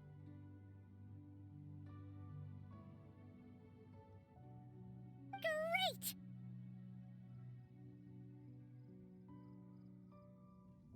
Huh, it's crazy that you even noticed their light was gone. There are so many stars in the sky. If a few disappeared, Paimon definitely wouldn't be able to tell.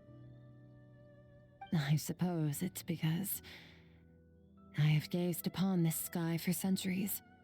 The false stars, hanging in the meticulously planned sky, glittering with rotten light. It's not real. And yet, it is for that very reason that I can look upon it and enjoy the momentary peace. Yeah, 2 seconds. Beautiful, I agree. I'd like to see what it's like up here, up there. Even the most beautiful of bubbles has to burst. We will return to the real universe one day, whether of our own volition or not. Time marches ever forward. Even the innocent and naive will taste life's bitterness.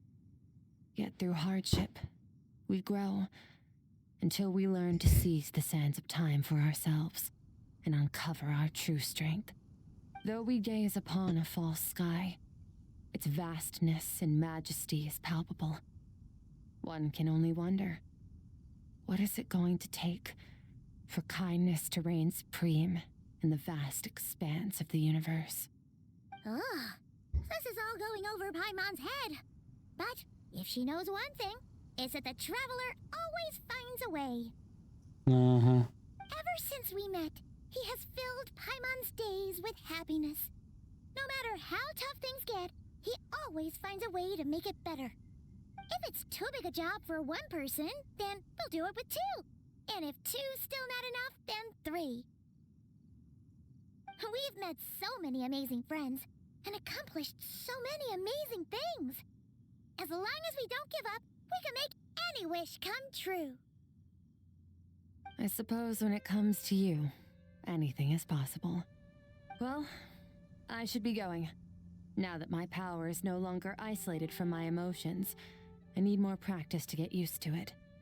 Oh yeah, when are we going to see each other again? I suppose fate will decide. Maybe we'll bump into each other on the street. Or maybe we'll reunite on a different planet entirely. Yeah, you say that like it's true. Reunions and partings are but passing moments. More than anything, I hope that at the end of this journey, wherever it takes us, we stand in a world reborn. One without war, pain, or forced partings. One where new life can bloom, even where there was once nothing but scorched earth. For this, we must all work to become stronger. Course master. If that's what you want to call me, I won't object. Goodbye.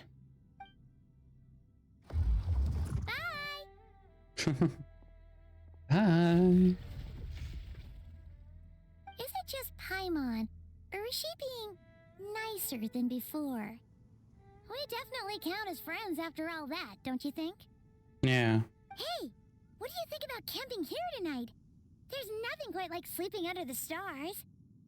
Sure. Tomorrow, we can continue our journey. Oh, and since Paimon treated you to that super nice meal at Wanmin Restaurant, it's about time you returned the favor. Of course.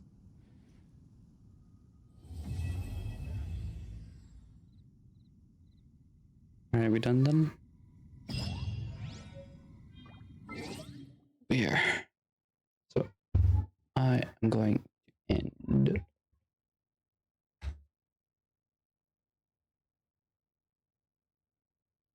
Now, maybe pass on the raid to Aegis, or I think he's done as well.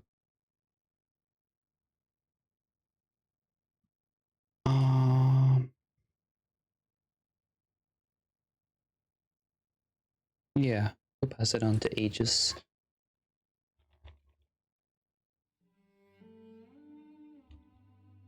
YouTube.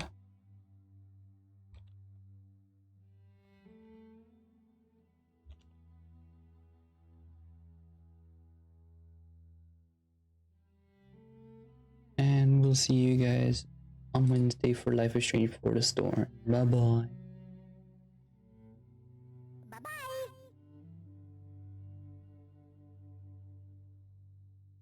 Bye-bye.